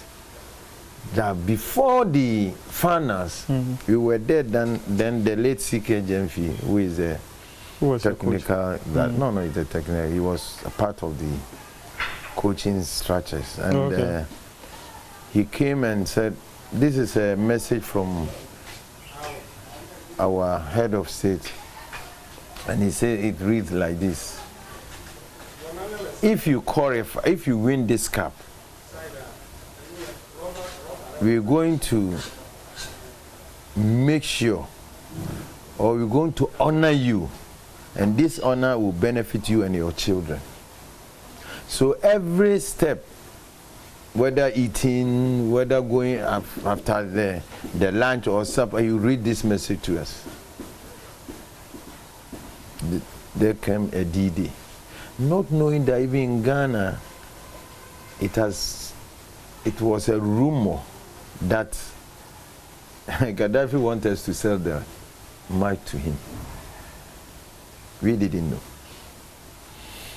So, lo and behold, I say God was on our side. We won the cup. And that was the first time we stayed there for about 3 or 4 days and waiting for presidential jet to come and pick us. So maybe the benefit we had was being in the presidential jet. They took us from Libya, Tripoli. We came in the presidential jet. We were happy. Then, when we reached Tamale, they make a refuel. Then, when we reached Tema, we saw 2 jet planes, one on the left, one on the right. Then, something happened. We were all crying in the plane. What happened is, you know, these jet planes, they are very, it's not big like the presidential jet. But whatever the jet plane will do, the president jet will also do the same thing. Imagine, we'll be going like this, going down, going down, going down, all of us like this. Then they will go up again, and we'll be going like this. Everyone was crying in the plane because we haven't seen it before. You were scared? We were scared. You thought you were going to die. Then at times it will go like this, and we were all like, man. Who was the pilot? It's a military man. And they were scaring you people. They were scaring us. Even those outside waiting for us to land, they were all shouting. Well, we haven't seen this before. So, 15 to 20 minutes, we were going like this until we landed. If you like, go and look at the picture. When we were coming from the plane, no one was laughing. We were all scared to death. You couldn't laugh because your heart was gone. It's gone. It's like, hey, what is this? So, all of a sudden, now, some of the 78 squad, there was also a promise there during the Champon time, when they also won 78. They promised houses and so. It never happened. So they were saying that no, we must ask for even cars, because they have seized so many cars at the port. Okay. And the coaches, CK Jemfi or some do, they say, oh, Nkrumah, Nkwalemo, how you on the cars or on a bell of Wukojika honor. We talk, so they took us from the airport to Kondabalas. That's the first time we met at Katapori. And he came to us and said, we were sitting down. I come so dang. We were in the plane since morning because it was a chartered plane. There wasn't any food. So then he said, the old man, they called Papa J old man, is sleeping, so he will come soon. We were there 30 minutes. When he came, he greeted us. We talk. He was talking. No one was talking. We talk through politics and so and so and so and so. What we blacks can do if you are given the same opportunity like the whites, we are better and so and so and so and so. We were sitting there. I don't know. One country say football. This is how we are. So he talked, and then after the speech, he said, Ghana has nothing to offer you except we salute you. I tell you, it pierces our hearts. It is most appropriate that we have chosen this date to honor their sacrifices, their resilience, and their strong dedication to the ideals of freedom and justice. I speak to you this evening, rejecting completely the notion that Ghana was founded by one man. Whilst Kwame Nkrumah's contributions to our independence are undeniable and unassailable, it is important to acknowledge for our self-respect that the struggle for our nation's freedom was a collective effort spanning several generations.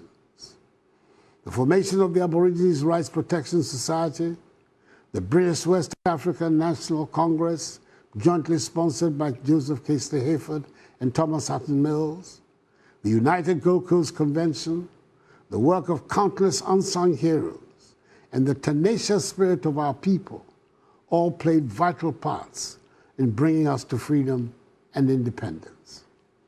Kwame Nkrumah, with his charismatic visionary leadership, was undoubtedly a major actor in the final lap of our journey to independence. And that is why, despite the several unfortunate things that happened after independence under his watch, Parliament in 2019 decided to memorialize his date of birth as Kwame Nkrumah Memorial Day, the only Ghanaian so far to be so honored in our history.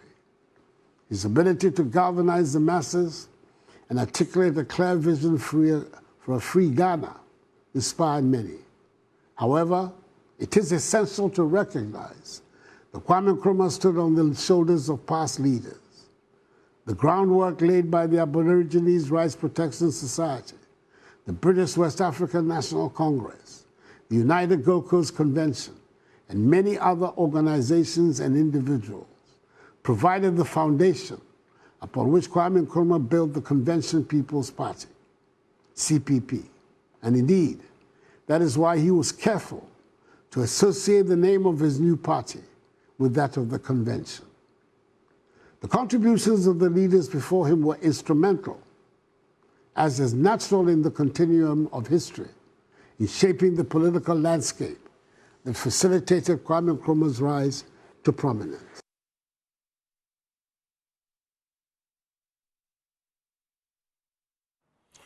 Well, there you have it. President Akufo-Addo has stirred controversy, insisting Ghana couldn't have been founded by the Osagefo, Dr. Kwame Nkrumah, alone, bringing him in direct confrontation with the Convention People's Party. And that party describes his claims as unfounded and an unfortunate gaffe. So what are the facts of the matter? And is the MPP, the New Patriotic Party, on a mission to erase Nkrumah's record and rewrite history? We're delving into that with our guests this morning. Joining the conversation, we have Frimpong Yao Anoche. He's a lawyer and he also is with the Convention People's Party. I'll be posing a question to him shortly about how he's referenced himself in respect of this conversation and in respect of the CPP. But also joining the conversation, we have Professor Bafo Agyemenduah. He's a former UN governance advisor. Both gentlemen join me this morning. Prof, welcome aboard. Thank Lawyer, you. Good morning to you. Thank you for joining the conversation. Thank you. I see your outfit this morning is Nkrumah-esque. It's very Nkrumah-like. Is it intentional? It is intentional. In fact, you bear a bit of semblance to him as well, if I may respectfully say so. Well, people say that a lot, yeah. Okay, but let me start with you. You say, of course, we'll delve into the issues, but you say you are the de facto presidential candidate of the CPP. That is actually being contested. So tell me, why this title you've put on yourself? You're an aspirant, are you not? Not putting on myself. It is the party that believes that I should become their presidential candidate. And that's why they call me so. I haven't told anybody yet, but they are making me the presidential candidate of their party. And the reality, which Ghanaians already know, is that from 96, 92, all the other parties apart from the NDC stayed out of the election. From 96 up to the year 2020, all these 8 elections we have had, CPP, to say the truth, has never come up with any serious Nkrumahist. And when I say they are not serious Nkrumahist, not serious candidate, but serious Nkrumahist. Very good. Because if you are a candidate of the CPP, you must believe in Nkrumahism, you must believe in the party's ideology, And you must believe in the fact that the party is a growing entity, like an embryo. And so when you lose the election, you stay and build. Tell me which CPP presidential candidate or chairman has stayed after an election. And that is the reason why their fortunes have always dwindled. And then they seeing that the past 6 years or so, me, Yawanoche Frimpong, always talking about Nkrumah here and outside the country, now come together to say that Yawanoche Frimpong, you would be our presidential candidate. And that is why they call me the de facto presidential candidate. And I know myself, I will do better than everybody. I can even win the election, because the truth is that, I mean, you can't say Green Street was like Anoche, Abu Sakara was like Anoche, Professor Hagan, a good day, Dr. Agusa was not a presidential candidate. The one, Gian, Nduo. You know, we are talking about people who can stand on the platform.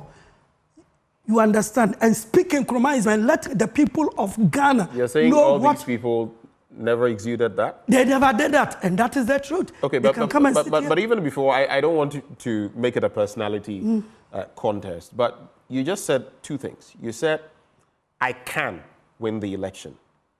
You also said, it is the members of the CPP who call me that.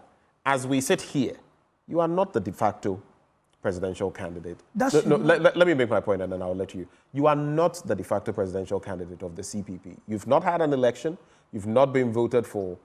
Should you be carrying yourself as the de facto presidential candidate? Because when you are introduced as such... if you understand the word... We've been told that you are using it as branding, but de facto means, as a matter of fact, that is what you are. Yes, if you understand the word de facto, you would know that it is as opposed to de jure. De jure is when the law, in fact, you go for Congress.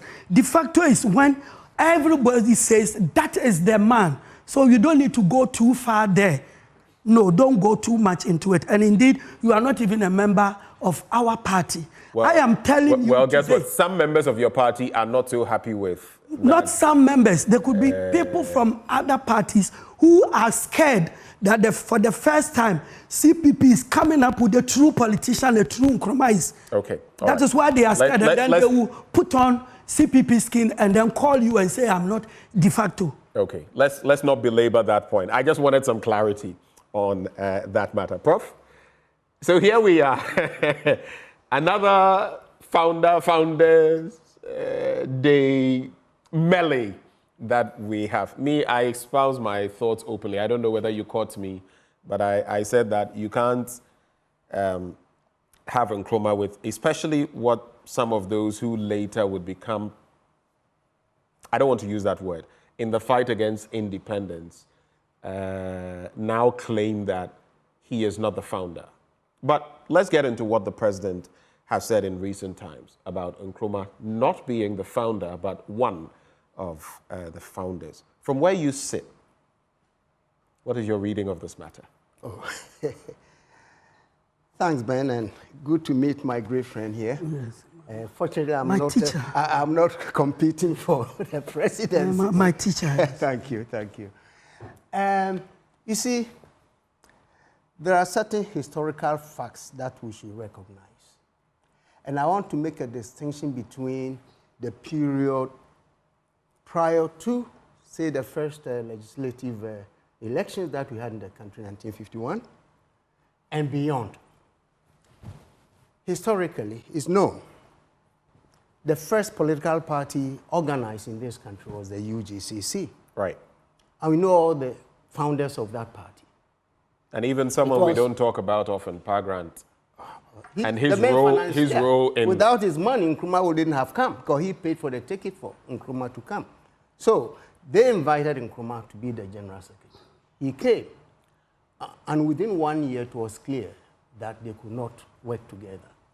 Because his philosophy, his orientation, his vision, everything that he had were different from what he came to meet.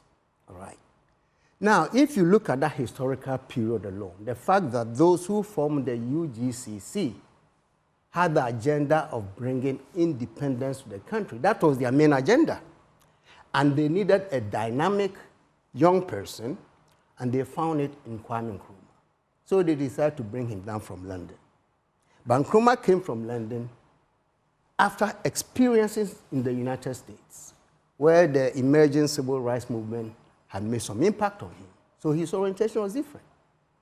He was a leftist, if you want to put it that way. So he came to meet people who were more, in American parlance, you say they were Uncle Toms. People who, well, they wanted independence. That's an interesting allusion, though, to Uncle Tom. Yeah, you see, because, anyway. So, okay.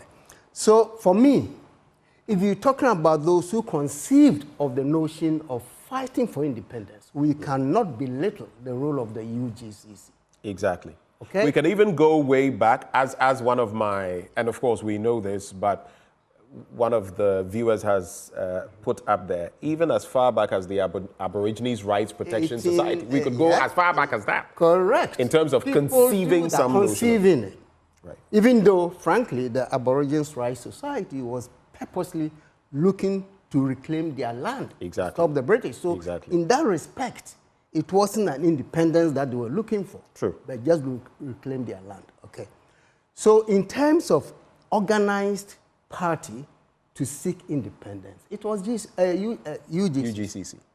So in that, I think there's a certain glory that we can give them. They conceive it. Nonetheless, the ideology was radically different from that of Nkrumah. So that even when Nkrumah was looking for independence now, they were thinking of independence within the shortest possible time. And from what I've read, that shortest possible time was 10 years from 1947. Which I have read too. Same thing. Right. You see, so Professor S.K.B. Asante made that point, and I thought it was interesting. They envisioned 10 years for it. Nkrumah wanted it now, but eventually it was the 10 years that they had set that we got our independence, 47 to 57. Beyond that period, once elections came in and Nkrumah overwhelmed them, the attitude of the UGCC changed. Instead of perhaps working with him on certain areas, they decided to oppose him completely, to the extent that even towards independence, efforts by Nkrumah to get the British to agree to certain things were sabotaged or undermined, I should say, by the UGCC, including J.B. Dankwa. But was it not also the case, just before you continue, that especially after Nkrumah broke away and he was making traction, this was long before he even became the leader of government, business, prime minister, and then president, that the members of that erstwhile UGCC, of which he was no longer a part, adopted the posture that if they were not the ones going to be at the helm, then no independence for Ghana. Is that not another reality? That was the notion. I mean, that was the, if you read through those years and interactions, clearly it was like playing a game, losing the game, and therefore being in strict opposition. You know, it's almost similar to what you experience today in our politics. If I win and you lose, then everything that you do is wrong because I'm the opposition. It's similar, you see. So yes, that's why I said after that, they were in opposition to almost everything Nkrumah wanted to do, including even putting his effigy on the currency and saying that, no, for you to have your head here, we should rather have the queen and all that, you know. So if you look at the post-50s politics, you will not be too happy with the politics of the erstwhile UGCC people in terms of really achieving independence for our country. But I think, to be fair to them, in terms of originating the idea, including even the name Ghana that I believe Dankwa had researched to bring to the Some people have disputed that. I know, it's disputed. You know, in Ghana, perhaps because our historians are not being very adept in giving us the story of our country, there are all kinds of contradictions and disputes over certain critical issues. And that's why perhaps we are here today still trying to figure out whether Ghana was founded by one person or more than one person. You see. So I think for me, no matter what you say, Nkrumah stands tall in our politics. And nobody can belittle his accomplishments. even though personally as I speak, there were certain domestic policies that I never liked and I still don't like. And no matter what policies, right? Internal, local, domestic, yeah. You see, but still, even if you discount, I mean, after discounting all those negativities, Nkrumah is still a person that deserves the fullest recognition of all of us. After all, he was the man of the century, not judged by Ghanaians, but globally judged. Millennium. Not the century. Millennium. Sorry. 1,000 years. 1,000 years, yes. And that in itself says it all. So okay, so I'll put the blunt question to you. Do we have a founder or founders in the sense of what we are saying? You see, there are two sides. Unfortunately, I'm going to put you to the sword. That's okay. That's okay. Because I've thought through this very, very... And lawyer, I'll come to you shortly. Yes. I'll give you time as well. I just want to... You see, intellectually, I would say a number of people founded the country intellectually. But when it comes to the ideological side, emotional side, you may say Nkrumah alone did it. So I think you have to view it in that way. Because, frankly, I cannot dismiss the role of the UGCC towards fund. After all, they brought Nkrumah. Perhaps even if they had not brought him, he was going to come himself. Yet, he was brought down to help them to achieve independence. So how can you take them out? All right. Over to you. Well, first of all, let me acknowledge my professor, my lecturer. And today is like I'm sitting with him. But I should have sat down. You know, let me acknowledge him. And then let me also acknowledge the president. My uncle Modibo Okran told me that they were friends, and President Akufo-Addo, recommended that he should be made the Chief Justice of Ghana. And today, as I sit here, let me acknowledge that the family recognizes what he thought of doing for us. In fact, if he was the president then, Modibo Okran would have become the Chief Justice of Ghana. Now, going into this whole thing, I will start by praising my senior and my lecturer for the very honest assessment he has made.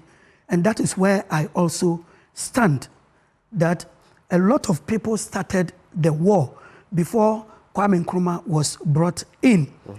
But when you wanted to push him back to 1897, I mean, the professor made you to know that the aim of the Aborigines Rights Protection Society was to protest against the Lands Bill. And they never went to Britain to ask for independence. And when they became successful in that regard, the organization dwindled and eventually fizzled out its position to be taken by the National Congress of British West Africa. Now it is true that the United Gold Coast Convention was formed by a group of people and with the slogan, self-government within the shortest possible time. That alone should tell you that they were also aimed at fighting for independence. But where I want to go is the fact that Pa Grant was a businessman, a timber merchant. All the other leading members of the party were full-time businessmen and or lawyers who did not have time to do active politics. Two. We know this was like part-time work for them, as and when they had time. Part-time. And to make it even worse, people should begin to know that most of the leading members were also members of the colonial parliament, the legislative assembly.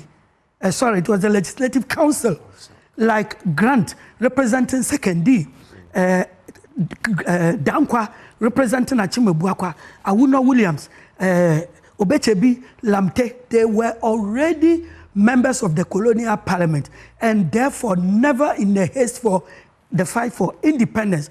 And so they thought that there must be somebody who would have to be the active administrator of the UGCC, do it full-time, give him a car, give him £100 a month, so that the organization would be kept relevant until the time that the white man, the colonial master, decide to leave the country. Then we will be seen as a people prepared to take over. And that was why Nkrumah was brought in after the suggestion of Akwaje. Now, when he came, he had a different notion altogether, as Professor was saying. Professor would agree with me. He's an astute political scientist. He was my lecturer.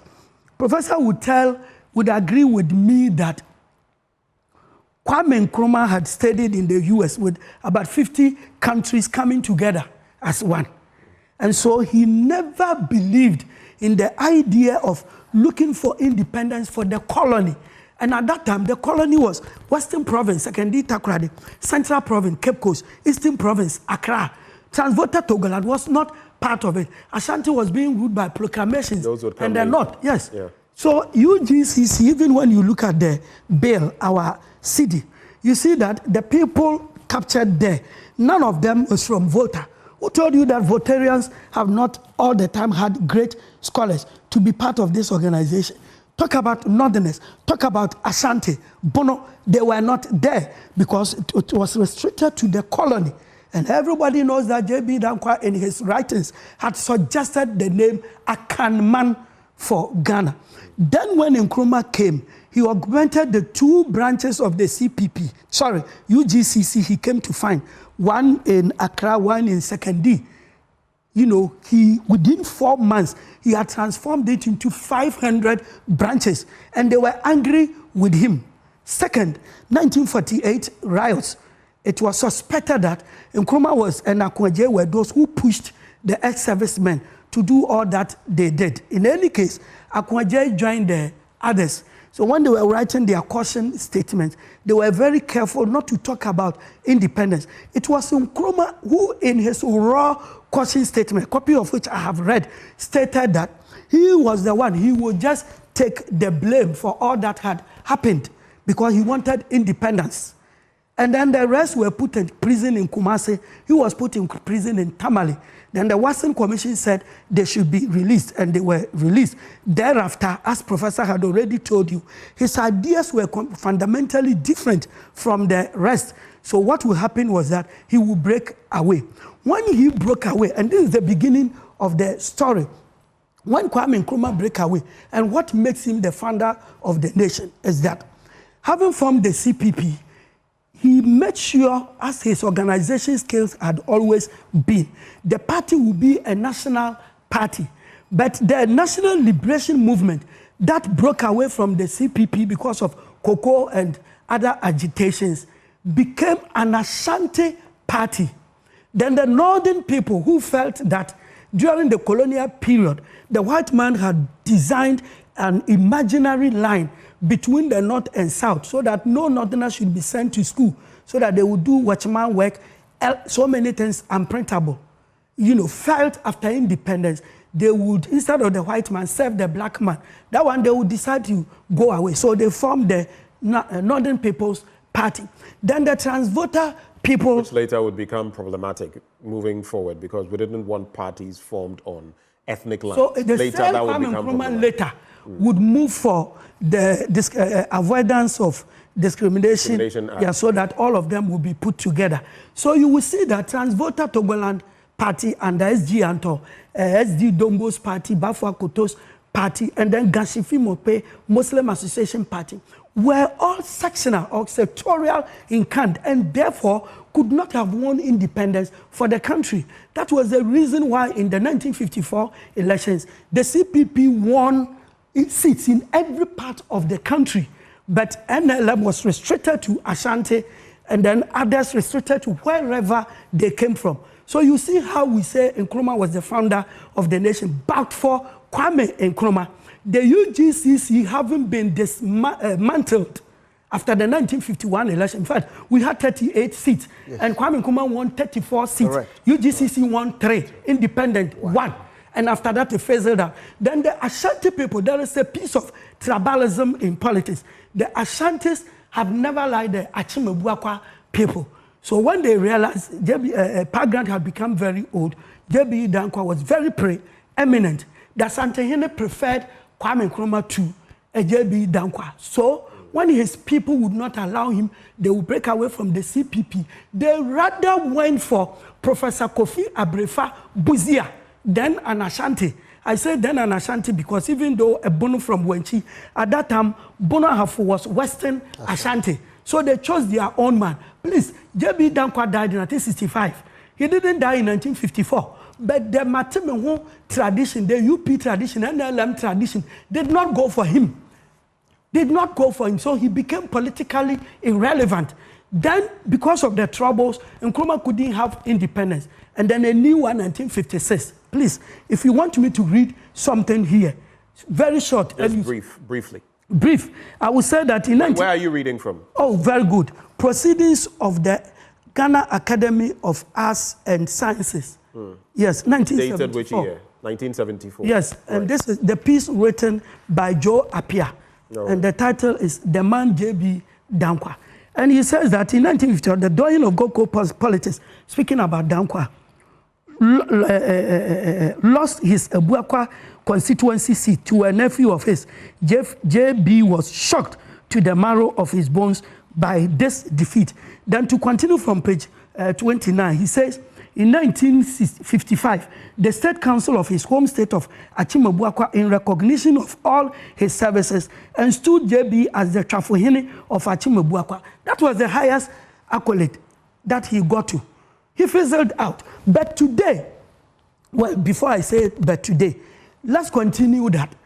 9 full years before we had independence, Kwame Nkrumah had put together the students of Mfansipim, Adesadel, and Augustins, and their teachers who had been dismissed because they had gone out to support all the demonstrations for the 1948 riots. He put them together, set up a school at Cape Coast, and he called the name of the school Ghana National College. That was 9 full years before Ghana's independence. So please, I would never accept any argument to the effect that J.B. Dankwa, who had written in all the treatises that he made that Ghana should be called Akanman, would metaphors into becoming the originator of the name Ghana. 2, it was Nkrumah who moved the motion of destiny, and Professor knows it, that we needed our independence. And please, I hope you also agree with me when I say that Buzia wrote a letter to the British government with the title, "Are you leaving us so soon?" I'm aware of. Certainly, I love people like this. That's why I started by saying he's very dishonest. So if Buzia... Dishonest? I started by saying very honest. It was a slip of tongue. It's good you corrected me. So if Buzia and Dankwa are coming from the same stock, and as Professor said, at a certain point, they wanted to pull us back. And this person, with all his charisma, pushed us forward. And we had independence, internal one up to 1957, and then the de jure one, the de jure I mentioned, from 1957 upwards. He, on the days, that day he stood up, it was with his comrades that he declared independence. This book, if I had continued, would have told you that J.B. Dankwa was standing in the crowd, observing Kwame Nkrumah and others. Again, Nkrumah gave us our national flag. You will read that he and that Madam Theodosia Okon, they put together and then they made the flag. Please, it was not anybody but Nkrumah who looked at the flag. And the woman even said, let me put in so many stars like the American flag. And Nkrumah said, I need only one, the black star. And then the national anthem, Philip Beho was commissioned by Nkrumah to do it. And then the national crest, Monique was commissioned by Nkrumah to do it. And then what again? The name I have said it, and then on 6th March, Kwame Nkrumah mentioned Ghana. J.B. Dankwa was not there to give any support. Buzia did not appear, even though he was opposition leader, because he had written to the British not to give us independence. He was so scared to be on the podium that day, even though it should have been a national affair. And so, if from class 1, F.K. Boa, and all others, including even Kwame Nkrumah's arch enemy, Dubois, would tell us in history that Kwame Nkrumah was the founder of Ghana. And our president, whom I admire so much, is telling us that he was not the founder. I believe it will be a very much of an abuse of language. Hold for me there. There was a comment that came through that got me laughing. I will not read the whole thing, but he was referring to Lawyer Noche as not being a historian. Jimmy, I don't know which show you are watching. No one introduced him as a historian. We introduced him as a lawyer and a member of the CPP. So you can take your elsewhere, okay? I don't like those comments. And I've had people responded to you there, but I feel we have very insightful conversations on this show. Don't come with all of those, bits here. Then the next one I want to reference, this one says, so the others thought of independence, but they were not successful. Nkrumah went on, and he was successful. Who then is the founder? That's the question. I come back to you. That's the point. You've heard Lawyer Anoche. Yeah. What are your takeaways? Because he succinctly talks about the road to independence, the reality in what really transpired. You see, in my earlier comment, I indicated that beyond 1951, Nkrumah was the dominant person who drove the country towards independence. There's no question about that. And in so many ways, those individuals in the UGCC were even subversive of the efforts that Nkrumah was making. So if you take that into account, certainly you cannot credit them as being founders of it. That's why in my earlier comment I said, look, the whole notion of founding Ghana, for me, if you look at 1947, the founding of the UGC and the objective that that organization had, which was to seek independence for Ghana, then I can credit them that they were. But beyond that, look, once Nkrumah won the Legislative Assembly elections, he determined everything. So in case, your reference to the flag, the anthem, sure, he was a prime minister until he became a full-fledged prime minister, so to speak, at independence in 1957. So you can understand why he would drive the country towards independence. And if in that respect, you say he's the founder, I will not quibble with it. That's why I say, look, this debate about Nkrumah at times I find a little bit distressing because nothing can be said to denigrate the man. Nothing can bring him down. That's why I cited as being a man. I mean, this man's books were burnt. Yeah, his effigy was broken. If you go now to the Kwame Nkrumah Memorial, I was old enough to see a part all of that. it is broken. I was old enough to see. All of these were done. I mean, I think we would have learned. But you know my pain when I've gone to a few places in Africa, and I was stunned. For example, in Ouagadougou, there's an entire major road, kind of like motorway. Named after Nkrumah. I was shocked. Kwame Nkrumah Avenue. You go to, of course, Guinea, it makes a lot of sense on the back of his relationship. Yes. But you go to many African countries, even Tanzania, and the man is celebrated, but you come here and he was voted man of the millennium. Yet in our own, I guess it goes back to it. The prophet is never, celebrated and in his own. And you see, again, you have to go to the roots of our independence search in terms of the relationship that developed between Nkrumah and the colleagues on the UGCC. That bitterness is what has eaten and perhaps blinded some people from even recognizing his achievement. Including the president, yes. President Akufo-Addo. You see, the president, I think in a way, you see, at times I feel bad for him. Because whilst I appreciate his efforts to enhance his angle in the politics and history of this country, you cannot unilaterally make such a declaration, because if you take from other jurisdictions, like MLA Martin Luther King in the United States, before the government granted his day as a holiday for the country, there was a long debate, agitation, before they built some consensus. So once it went to Congress, there was no problem, they did it. In our case, the president feels strongly that J.B. Danquah should be honored. He's a founder or part of the founders. And he and his cabinet decided, send it to Parliament, where they had the majority, and it was passed into law. No public discussions, no debate. And that's where I find his approach totally wrong.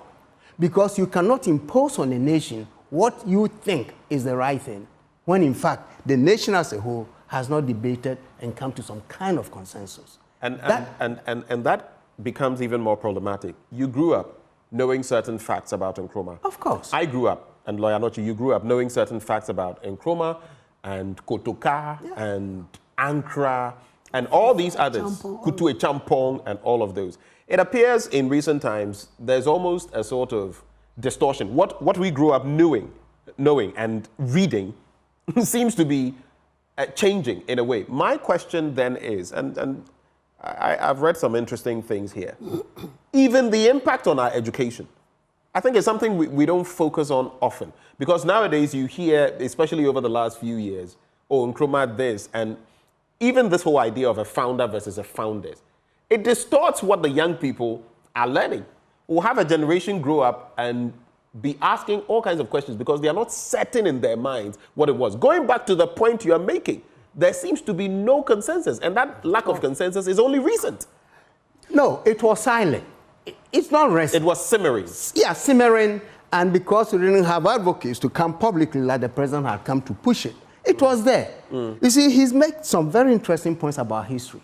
And by the way, referring to our schools, it's one of the most deplorable things we have in the country. We don't teach our history. And if we teach it, it's terribly distorted. He made an excellent point about how we constituted the country that today we call Ghana. All right? The colony, as he referred to, was distinctly different. That's why at some point when somebody made, a public person made a statement that Asantis were perhaps not part of the independence struggle. Mention his name. It's also Safo. Yes. When he made that point, of course, some people were upset. But the fact is, if you are looking at the Gold Coast at the time, it did not include Ashanti region. And the Northern Territories. And the Northern Territories. You see? So the person who brought this together, and he's right, Nkrumah is the one who engineered the unification of all these entities into what today we call Ghana. And this history is not known to our young people. So they're all growing with no sense of history, and therefore, and if you don't know your history, your self-worth and dignity, I think, is a blurred. And that is what is happening to us. So I think it's about time we get some real scholars who are, and then put together the truth, and that will do the work. So I think we are playing politics with something that should be fundamental to our existence as a people. And that is not right. And that is the point. Lawyer Anochie, coming to you, I know you have reactions to that, but does that then lend credence to what, the running mate of the MPP, Dr. Matthew Opoku Prempeh, in recent times also on his first platform after he was outdoored, went after the man Nkrumah to some extent. Does it then point to some sort of support for those thoughts espoused by the president? Yeah, it was like absolute hatred for somebody. And the Bible says it is what fills the heart that comes out of the mouth. Because when you have been given that big honor as the running mate to the presidential candidate, the first duty is to thank those who gave you that opportunity. Acknowledge them. And then after that, you tell them that I work hard to win the election with Bawumia. And if you have anybody to attack, it should be Mahama and others who are going to contest with you. Not somebody who died in 1972 and his name would never be on the ballot board. But because it was something, as Professor says, has been simmering, it's been boiling slowly. At a certain point, it must explode and it comes out of their mouth. My worry is that if the president, and for that matter, those who think like him, had acknowledged the role of people like Pa Grant, Awuno Williams, Obeche Bilamte, Bruce, R.S. Blair, Bedema Krobodisai, whatever, everybody, then you would know that the man is being very fair. But you will see that he would talk and talk and talk and end on his ankle. And that is what makes him very dishonest. If he had mentioned people like Agri, Agri inspired Nkrumah. He was called Agri of Africa. And Agri said that the black man was as relevant as the white man. You don't mention Agri. And the most painful thing, which I will always say is painful, is that there is an university recently named by him after C.K. Tedam at Wa. Do you know that? And I know you know. Akem Ferguson, George Akem Ferguson, who in 1874, after the fall of the Ashanti Empire, the Bono people broke away from Ashanti. And the same Bono, instead of coming under the British, said that you fought the Ashanti army and killed the Ashantis, including us. So we would rather join the French. And that is why Abengoro and so many Bono states, in fact, the Bono capital, Bono Manso, is today in Ivory Coast. And then the northern part of the country said, we don't know the English, we'll join the French. It was this young man in his 30s who did mediation, consultation, and anything possible to bring the Bono people and a big chunk of the northerners to join the Gold Coast, if we could call it that way. The man was killed by the slave raiders, Samori and Babatu, and his grave is at Wa.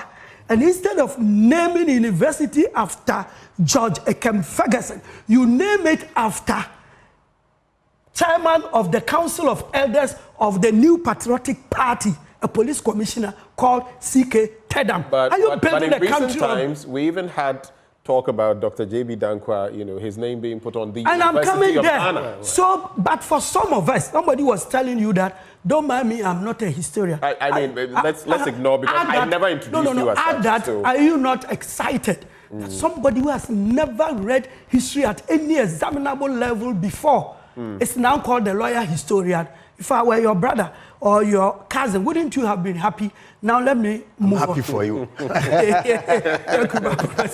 see, now, this man, and I mean the president, wanted to tell us that his uncle J.B. Dankwa established the University of Ghana, and the whole nation came against him. Another time, he went to Koforidua to tell the Ghanaians that Tete Kwashe, the one who brought cocoa from Fernando to Ghana, was an Akwape man.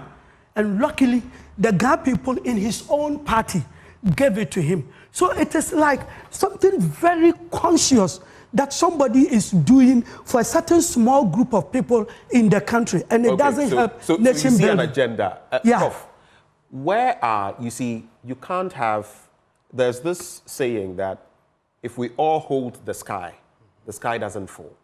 But if you leave it for only one person or a few, then the sky falls. Of course, we know that the sky doesn't fall, but it's a proverb.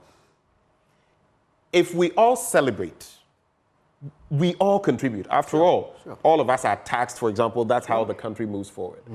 Do you see a certain myopic agenda for a small group of people to be celebrated? Is it problematic?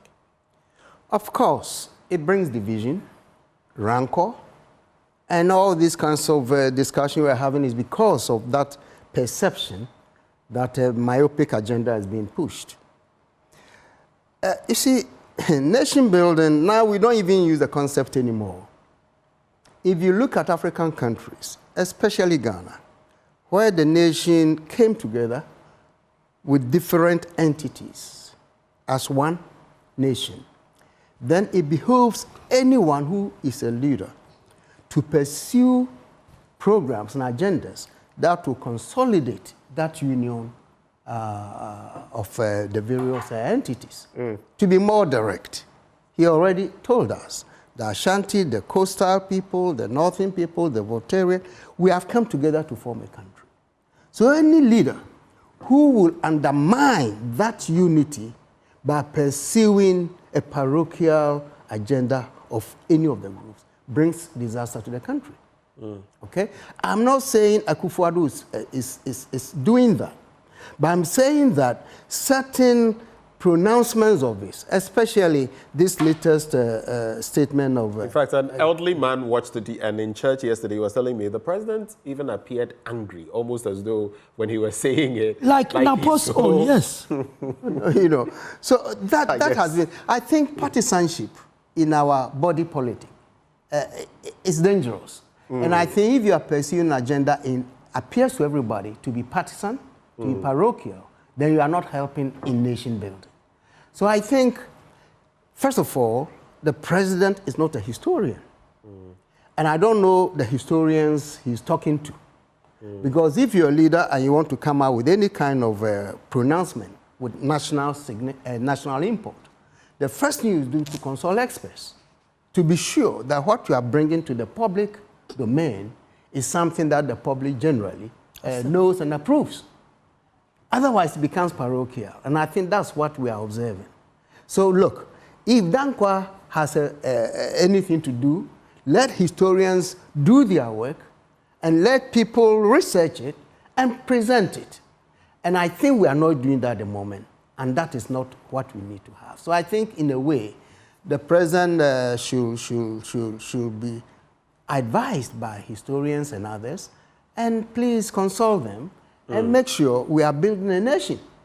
We are not building entities. Lawyer, you mentioned the bit about the CK Tedam University, and some are also saying the administration hasn't even built universities, but they are rather naming universities it's as simple as that. Built by other people, including former President Rawlings. May his soul rest in peace. But let's moving on from there. You see, I don't even want to look at it from the narrow end of Nkrumah versus the other, okay? And this whole Founders Day thing, we've had it ad nauseum.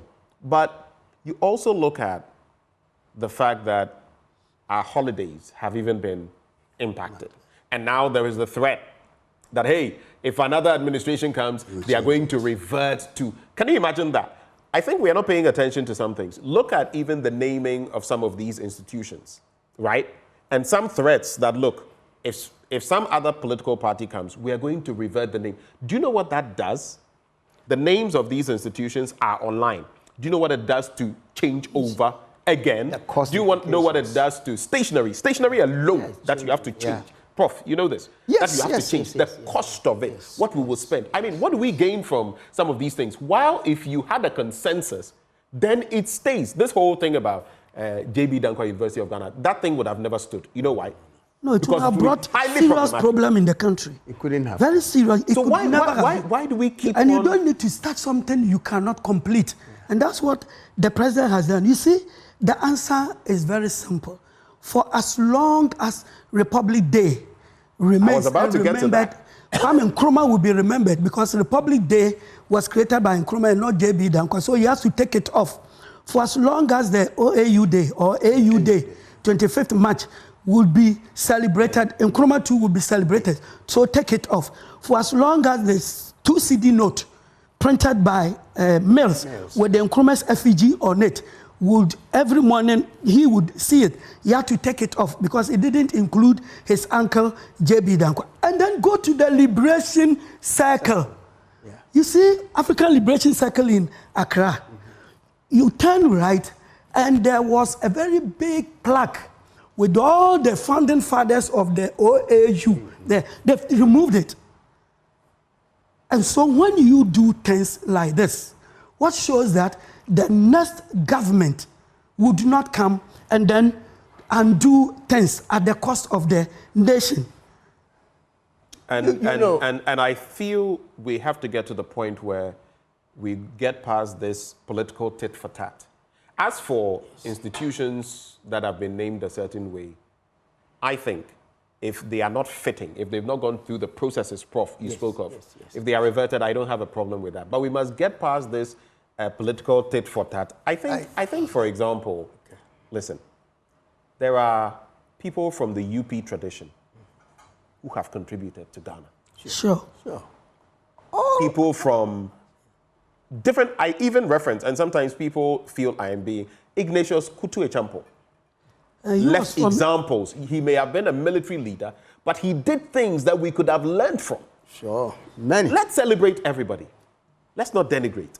But at the same time, let's give credit where it is due. Like Jesus said in the Bible, give to Caesar what belongs to Caesar, give to God what belongs to God. And someone actually sent me a message earlier that made me laugh. The person said, you have Paul, you have all of these people who did the work, but whom do we reference as the founder of Christianity? And even reference those prophets who have written, Isaiah, Jeremiah. But it is Jesus, at least if you are Christian. And even the disciples, when Jesus asked them, who do you say I am? Right. They knew the answer. But when Peter was the first to get up his hand to say, you are the Christ of God. And then immediately he became the leader of the disciples. But all of them, they knew the answer because they did not challenge him. But because he said it first, the attention was on him. He said, upon this stone, I will build my church. So why do you always have to think all people are equal? But Prof, let me come in. Okay, you wanted to espouse the thought, and then I'll come in with another bit. You see, there's a solution. This tit for tat you're talking about coming in, changing and restoring and all that, which is not good. I mean, we should stop it. Right. The solution is simple. In some jurisdictions, like in the United States, there's an independent commission that names monuments and other national things. We should take it away from politicians. Yes. Indeed. And I'm hoping that there will be truly... I agree with you. Thank you. Take it away from them. Thank you. You see, that should be the approach, because the nature of our politics is such that if you do, you are doing. Yeah. If you come and undo it, I will restore it. And that is not nation building. Okay. So as I've just suggested, let's get truly independent individuals as a permanent committee, even naming big streets. It's in honor of certain individuals who have done something for the country or the community. Right. We cannot give that to one person to determine. You see? Professor, let me just chip in something. Do you know that Dankwa Circle was named and then the starting by a champion who was even an Nkrumah and hated Dankwa. Yeah. But because he was a nationalist, he did that in honor of Dankwa. So why do you come in and denigrate all others? Yeah. As I sit here, even if Dankwa did not do anything for the country, as an academician, the first to have used his thesis, PhD thesis, to extol this account concept of God, I should praise him. And Nkrumah honored him. Yes. And then Buzia, the first African to have lectured anthropology at Oxford University. We have to praise him. But if you come and you think that Buzia was nothing, Dankwa was nothing, everybody was nothing, apart from Nkrumah, people will laugh at me. Yes. I should acknowledge the role that God gave to everybody to play for the nation to be where it is. I'm going to take your final thoughts shortly, but I see, and I went to his Facebook profile just to check, one Jimmy Kutin, the same person who was saying you are not a historian and all, whom you were telling if he had people like you in his family. I tell you, he would have loved me a lot. But you see, he comes back, and what I don't like is untruth. He says, someone asked him, where did you hear the host say that he is a historian? And he comes back, he was introduced as a lawyer and historian. Clearly, he has not been parading himself as a historian. Jimmy, one thing you don't want to do on my show, if you're sending in messages, I follow things very carefully, and I'm very astute. If you can point to where I referred to Lawyer Anoche as a historian, you can go back, cut, put it here, and let us see. Dishonesty will not get you far. Jimmy Kutin, I know you are watching. You can go back from the start of the show and reference where I referred to Anoche as a historian. You should actually bow your head in shame. Now, final thoughts. Thank you. There's also the Kotoka International Airport saga and the name Kotoka still on it and all of that. Feed that into your final thoughts for me. I'll start with you, Prof. Man. And you did something brilliant about the American example. I have said it before. Yes. We need institutions to do this, not politicians to be doing these things. Yeah. Final thoughts. Well, it comes down to the same. Who named the airport Kotoka International Airport? I think after the assassination of Kotoka, the soldiers first strongly that the NLC that it should be on it. And they decided to give it Kotoka's name. I've heard so many arguments against that because this was a military regime and you don't want to promote a coup d'etat, so why do you honor someone who undertook coup d'etat and all that? So that is another albatross in terms of whether we can change the name or not. And frankly, I don't know, but I think if we were to have an independent commission, they will reason it out and decide what name fits the Accra airport. People think it should be Accra International Airport because it's in the city of Accra. Like most airports are named after the city where they are located. But you can also honor somebody like Murtala Mohammed Airport in Lagos. So that's not out of Honestly, Prof, if you asked me, I would say this. We don't want military regimes. Yes. But someone like Kutu Echampo, what he did in agriculture, can we honor him for that? I think it's fitting. The fact that someone was a military leader doesn't mean you should take away not only agriculture, the good parts. No, I'm just saying. Because in terms of debts and Yentia and all of that, and even the mindset. The mindset. You know, but for your final words, Lawyer Anoche. Yeah, I believe that, let me go to Russia. You know, when Soviet Union fell, and then they decided to go democracy, if I should put it that way. All the institutions named after the revolutionaries, like Lenin, even Lumumba, Patrice Lumumba University, all of them, they were changed because they're saying that revolution days are over. Kotoka is somebody I hated because he overthrew Nkrumah. Until later when I came to read that 1 year after NLC had been in power and they were not performing, he said that let us recall Nkrumah and give him back the country, because all that they told us for us to get angry and remove him, you see, they were lying to us. Within 3-4 months, there was a coup that killed him, and people suspect that it was his enemies in the NLC because he was agitating for the return of Nkrumah. Immediately, the hatred I had for him dwindled. But I believe that people like Kotoka can be honored at the barracks. You know, we just as we have Wadara Barracks and Burma Company, one can be named after Kotoka. We can also name barracks after a champion. But to the extent that Kotoka removed the African man of the millennium from power, and then a foreigner who touches down here. In fact, when you're in the plane, when it is going together, he says, very soon you'll be at Kotoka International Airport. And the moment they announce that, I get a bit angry. The foreigners will ask you, the Ghanaians, why Kotoka? And you have to tell them that he removed Nkrumah from power. And you know that 99% of the foreigners know only Kotoka. They say, hey, but this is the greatest... Nkrumah. So they say, this country, Nkrumah that we know, that the host was saying every African country acknowledges Nkrumah, the one who brought him down, and for that matter, the whole Africa down. As Kawunda said, Africa will never overcome the 1966 coup of Ghana. You name an airport after him. I believe that a commission have to be set up to do the right thing. But I suggest that we can honor him at any of the military places at the barracks. Yes. I do feel, though, that this administration must also be credited, the New Patriotic Party, for what they've done with the Kwame Nkrumah Memorial Park. I think it is fitting that we commend them for that. Regardless of everything else, the rehabilitation, it's a beautiful edifice. My only issue has to do with maintenance, but it's a beautiful edifice, the rehabilitation, and we pray that it stands the test of time. To conclude the conversation, we couldn't have a more fitting one. Kolapo Usman says, I am Kolapo Usman from Nigeria, and he was Kwame Nkrumah of Africa. Simple. Indeed, Nkrumah of Africa. Nkrumah never dies. But do you know, the Kenyan historian, Ali Mazrui. If we continue like this, we'll never end. Because you see, frankly, there are stalwarts in the NPP who admire Nkrumah. True. They acknowledge his leadership. And I don't think Nana Akufo-Addo has dismissed Nkrumah as a non-entity. No. I think let's be honest here. But it is whether he is giving him his proper place. Exactly. Perhaps that's even in that speech recently, just 2 days ago, he said that it's not trying to. But the question is he giving him his due? Proper. The real place he you see, there's primus inter pares, first among equals. Question is he getting that? Is his pain. Yeah. But gentlemen, thank you very much for joining the conversation. We had Professor Bafwa Jimendia, former UN governance advisor. Thank you, Prof.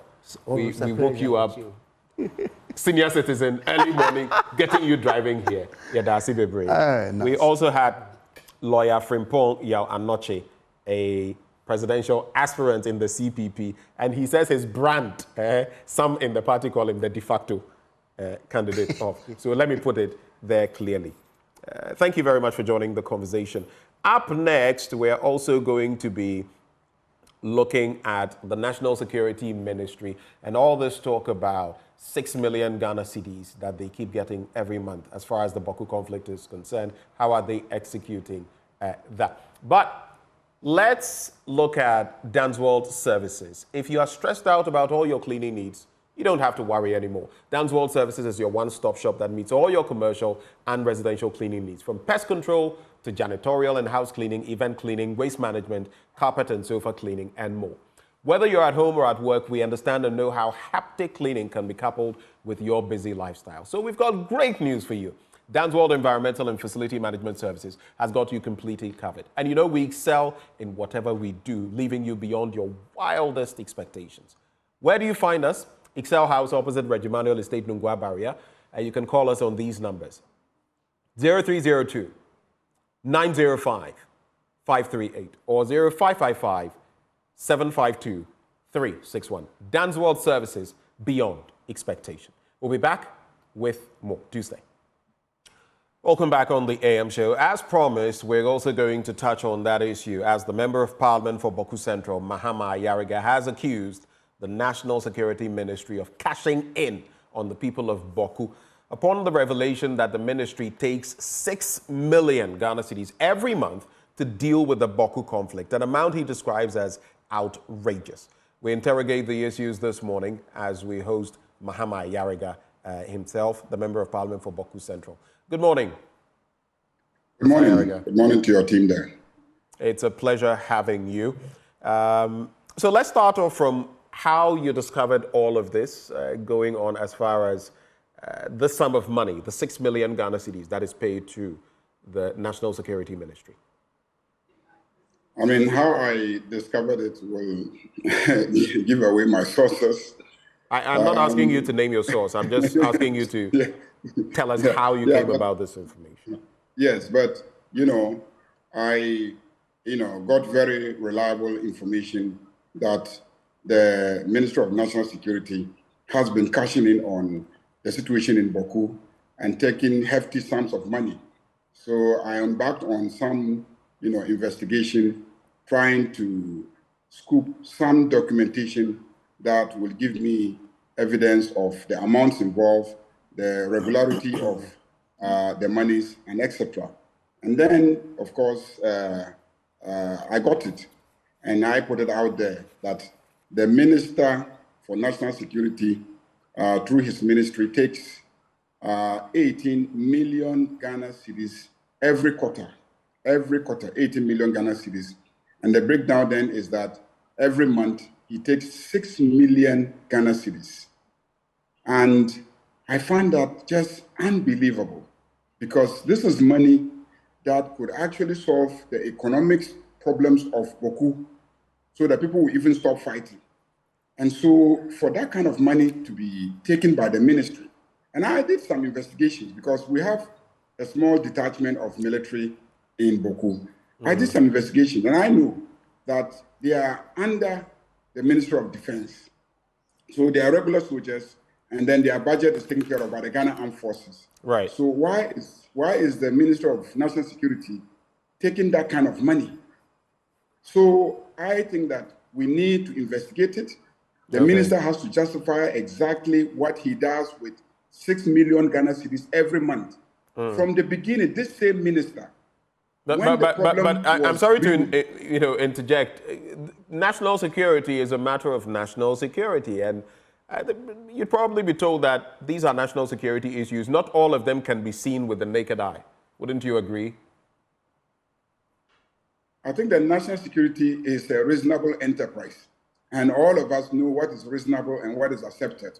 You can't say because of national security issues, you are going to take 6 million Ghana cedis every month in relation to Bawku. We need to know exactly what it is that you are doing. What is the national security about Bawku that it costs you 6 million Ghana cedis? You need to tell us exactly, because I can give you an indication. The soldiers, they are not even up to 100. Those who are stationed in Bawku, they are not even up to 100. So even if you're talking about their feeding and etc., are you telling me you're using 6 million to feed them? They have some consumables, which is diesel, that they use to patrol, at night and during the day when they are needed. Are you telling me that that is what cost you 6 million? The elements of by the Ghana Armed Forces. Mahama Yariga, the elements of national security are not just about those visible elements you see. There are other elements you may not see. For example, people who may be giving, what's the term that is used? But people who may be informants, for example. There may be so many other dynamics. I'm just trying to, yes, I'm playing devil's advocate, but there could be other arenas or areas in which you could expend that money, right? So he's using 6 million to pay informants. 6 million Ghana cedis. To inform him about what? The situation in Bawku is a simple, straightforward matter. From the beginning, I told him what the solution was. From the beginning, it was really people on airwaves and social media, provoking others. And I warned him, I warned this National Security Minister, that the solution to this problem is take off these media houses that people are using to instigate others and people are using to provoke others, and that if you don't do this, it will create a problem. He told me in the face that as a former information minister, I cannot be saying that media houses should be shut. I said, remember Rwanda, what happened? It is through the media that they, fueled the conflict and then ultimately led to the genocide. So I know what media can do. So you're proposing that these media houses be shut on what basis? Be shut down, yes. On what basis? Because people were provoking others using the airwaves. And I saw that those provocations could lead to a conflict. And I warned them. And they said, how could I, a former information minister, be saying that, they should close down media houses? I said, look, that is where the problem is. And I'm saying that do that and see if you don't solve the problem significantly. They refuse. Now everybody's saying that, oh, there's peace in Bawku, nobody's shooting, nobody's this. It is because recently they then accepted the proposal. They shut down the media houses. Then they went on social media. They started hunting down all those who were on social media, provoking others into violence or encouraging others to be violent. And that is what significantly has calmed down the situation. So we know what to do. There are other elements to it that I won't say on air. All those don't really cost that much resource. It's just political will to get those things done. So you can't convince me. I am in Bawku and I'm telling you that you cannot convince me that 6 million Ghana cedis every month is what you need to solve the problem in Bawku. All right. It is unimaginable, especially when I know that the hardware, which is the military, the police, and the intelligence agencies that are on the ground, you are not the one paying for them because they are paid from the consolidated, fund, their regular salaries and etc. from their regular ministries and agencies. So if you tell me you are gathering intelligence, with 6 million Ghana cedis every month? People are riding on the back of the people of Bawku and taking such huge sums of money that I believe if really they were committed to solving this problem, a fraction of it could have solved the problem in Bawku with political will. It's not about money. It's about doing the right things. So I think that it is a national security claim that because they are doing national security, we cannot probe into what they are doing, but Ghanaians must demand accountability. Okay. At least the Parliament of Ghana, the Committee on Intelligence can meet them and they must speak to the committee. I just want to ask you this quick one before I bring in the legal advisor to the Bawku Naba, but let me just introduce him, Lawyer Maxwell Agbogbloshie. He is the legal advisor of the Bawku Naba. Mr. Agbogbloshie, good morning to you. Good morning, sir, and good morning to your listeners. Great. Just give me a few seconds. I want to clarify something with Mahama Ayariga. I'll be right back to you. Do you know for how long this 6 million Ghana cedi payment has gone on, Mr. Ayariga? Do you know? I don't know exactly when they started taking the 6 million, but I was told, as far back as the middle of the year by somebody that, look, this is what is happening. So you need to keep your eye on the expenditure on Bawku. As far back as when? As far back as, April, thereabouts. Okay, so it has, at least it would have gone on for a few months. That's what you're saying. I believe that it's been more than a month because, more than a few months. I believe that for a year or two, that's what they have been doing. All right. Okay. Exactly how much they took 2 years ago or how much they took a year ago, I don't know. But at least in the last quarters, it is established from the letter that quarterly it is 18 million.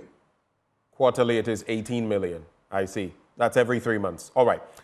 Let me come to you, Lawyer Agbogbloshie. You are legal advisor for the Bawku Naba.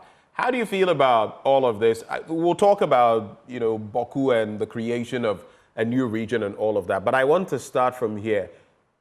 Did you know about this? How do you feel hearing that apparently the National Security Ministry gets 6 million Ghana cedis every month, ostensibly in resolving the conflict in that area? How do you feel about it? Well, good morning once again to you and your listeners, and good morning to my big brother, the Honorable Ayariga. I feel very sad about it because, as my big brother, the Honorable Ayariga, has said, without prejudice to the work of the security, we all know that the issues of Bawku are very simple and straightforward. That if the government of the day were well-meaning and desirous of solving the problem, we won't need 6 million a month for security people to go and solve the problem.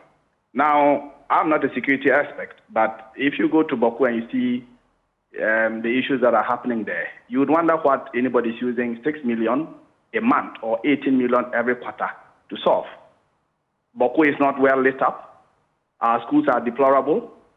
And as my big brother said, most of the things that are happening are also largely because a majority of our youth are idle and unemployed. If these figures were resources that were channeled to developing, upgrading the economy of the area, making the youth viable with employment opportunities and all of that, I shudder anybody would want to pick up arms and go and disturb the peace of the area. So for me, I'm very sad. I'm a son of Bawku. I see how our basic schools are in deplorable state. Our roads are undone. You know, if by now, for instance, they decided to lit up the whole of Bawku in order to prevent miscreants from hiding in the dark and fomenting trouble and all of that, we can understand. But if you say you're using 6 million a month in the name of disturbance or violence in Bawku, and we can't see anything happening, I mean, I feel very sad about it. I see. What are you going to do? You are with the Bawku now, but what do you think can be done about this issue to ensure, if it is confirmed, some accountability for the use of this money? Well, I mean, I beyond crying out for everybody to hear our voices, I doubt that from our perspective, anything much can be done. But I'm happy that our big brother, the Honorable Ayarga, is concerned about it. I think that Parliament is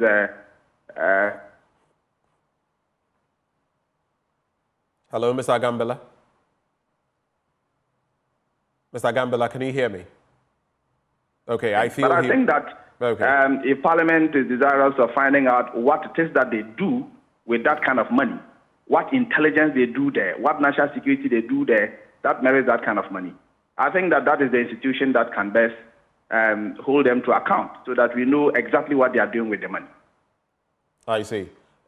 From where you are very close to the Bawku Naba, do you think he'll be happy hearing about this, especially with what you see on the ground, hearing that 6 million? Of course not. Of course not at all. I mean, nobody will be happy. Because, you see, you need to go to Bawku to see what we are complaining about. It's not that someone is just unnecessarily being hard on national security for taking money for their work. But we can't see what they are doing with their money. Even from the security point of view. We can't see, look, the things that make Bawku peaceful, I say this with all due respect to the security agencies, but we know what makes Bawku peaceful. If you come and you are desirous of solving the problem, nobody is interested in picking up arms and going to fight. So, of course, our father, the Bawku Naba and Zuguran of the Kusasi state, cannot be happy about all of these things. We are saddened, unless they come and tell us exactly what they use the money for. I see. Anyway, so let's get back to Mahama Ayariga. I'll come right back to you, Lawyer Gambila. But I'd like to find out, Mahama Ayariga, we know of the National Security Ministry, at least from what information you've got, and logically you would ask, and you even brought in the Defense Ministry, Interior Ministry. Who knows what may be happening there? Do you know of what their budgets are as far as this Bawku situation is concerned? Mahama Ayariga, are you with me? Your line trip, there was a delay in transmission. I didn't hear what you said. All I'm asking is... There was a delay in transmission. All right, hold for me. You will hear me. All I'm asking is, this is information you have got which, has been authenticated as far as the National Security Ministry is concerned. But logically, you would ask yourself, how about the Defense Ministry? How about the Interior Ministry? Do you know what their budgets are in terms of fighting the Bawku situation or dealing with it? I honestly don't know. So that is even more frightening, because if there are several agencies and each of them has a budget and we approve the budgets in Parliament, so at least we know that the armed forces, which comes under the Defense Ministry, gets the allocation for the salaries and the logistics of the men on the ground. We know that for the police service under the Interior Ministry, which has the police detachment on the ground, also makes provision for the salaries and facilities of the personnel on the ground. So as you see that all these agencies, and even the national security, where let's say the National Intelligence Bureau and all those other agencies under them who are also on the ground. They are regular staff, and then they get their salaries, which is also captured as part of the national security main budget. But this one is not their main budget. This one is an operational budget just for operations in Bawku, not the salaries of BNI staff and all the other personnel that are there, but an operational budget. And the size of it, in my opinion, is very, very staggering and frightening, and cannot be explained, in my opinion. And that is why I believe that at the end of the day, when Parliament is recalled, we may have to have the Intelligence Committee of Parliament to look into this matter, and then have the minister come and explain. I mean, we always say that national security matters we cannot explain, but you cannot be allowed to use national security as a basis to scoop such huge sums of money in the name of suffering people. Like Agambila indicated, our streets are dark. As part of the fight against insecurity, we could have lighted the whole place. So at least as a member of Parliament, we should sit down and discuss it. So we have this kind of budget. What do you think can be done to improve security situation? Sometimes I use my own money to extend electricity to communities because lighting the place is so crucial. So many other things that could have been done. So I know that there is generally a pattern of shrouding national security financing and operations in secrecy, but we cannot allow that to continue. There has to be some level of transparency, and I'm calling for that. I'm not saying that they should go and then meet the press and give every single item, we are paying, intelligence people, they were paying people for information, we are doing this, we are doing that. But their figure, it doesn't just make sense to me. It doesn't, to be frank with you, and that is why I'm compelled. I've been in government before, and I know that national security issues are national security issues. But when it doesn't look like a national security issue and it begins to smell, our responsibility is to say that it is smelling. Okay, all right. Let's now move on. I'll go back to lawyer Gambila to that bit about creating a new region around the Bawku area. This was said, proposed by the former president. Not necessarily proposed because the member of parliament in that area had already proposed it to parliament, but he brought it up when he visited the Bawku Namba on August the 3rd about the creation of a new region. And the Bawku Namba himself had brought it up. So quoting the former president, he says, I discussed something with him, your member of parliament. I'm aware he has written a letter to the speaker requesting that another region be created. Bawku Namba raised it with me and I told him in principle, I think it's a good idea for two reasons. One, for the reason of bringing government closer to the people. And it goes on and on. I'll ask you, Lawyer Gambila, as far as this is concerned, is it something that is being actively pursued by the Bawku Namba? The Bawku Namba and Ziguran of the Kusasi state, and indeed the whole Kusak Traditional Council have been pursuing for some time now. We feel that, and in keeping with the decentralization efforts of government, we feel that if we are given a separate region, it will bring development to our community. It is primarily for development purposes, without more, because we know that when you have a region, of course, it comes with certain amenities. Now, we don't make this request in a vacuum. We feel that the whole of the Kusasi state, from Tili down to Pusuga and Kulungugu, all of that area, we feel that in terms of our demographic characteristics, land size, population, economic viability, and all the other indicators that the central government will have to consider to create a region, we feel that we qualify.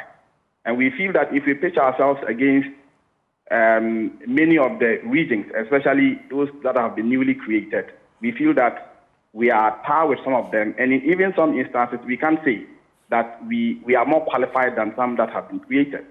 So it is not in competition with anybody, but we feel that if the Bawku area is created as a new region, it would help us to speed up the development effort of the area. Look, let me tell you, for instance, Bawku, which is the capital of the Kusasi state, has no hospital.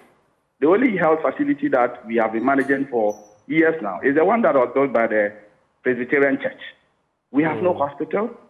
We feel that if we are given a separate region, at least we would have the respectable and reputable health facility. We feel that it would have enhanced our prospects of getting, let's say, a university, and then generally bring development to the area. I can see on your screens that you are showing parts of Bawku, and the roads that you see there, that's about 90% of how our road infrastructure is. Apart from the main Bolgatanga to Bawku highway, that is well tarred. All our other routes that links to the various villages and communities, they look like the ones that are being displayed on your screen. So we are anxious, the Bawku Naba and its people are anxious about development of the area, and it is in keeping with that spirit that we are humbly requesting that if by the grace of God, His Excellency John Mahama becomes the next president of Ghana, he should consider triggering or activating the various constitutional provisions that will allow us to work towards getting a region of our own. All right. So the second reason cited by the former president was security. So from where you sit, as far as you speak with your proximity to the Bawku Naba, you support this idea?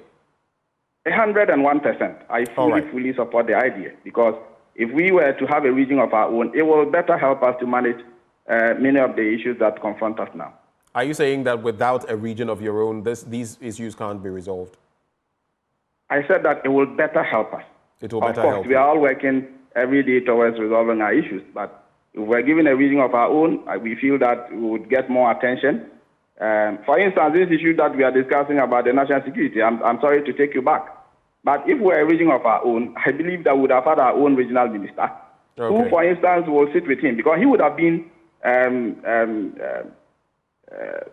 a son of the soil. He would understand the issues better. So if the security minister is taking 6 million every day to come to the Bawku region or the Kusasi region, as we would propose that it be called, that the national security minister is taking 6 million every month, the regional minister will be aware. He will engage him. He will tell him that, look, if you put street lights here, if you develop this community, if you make this road, it will better help us to fight whatever issues that confront us there.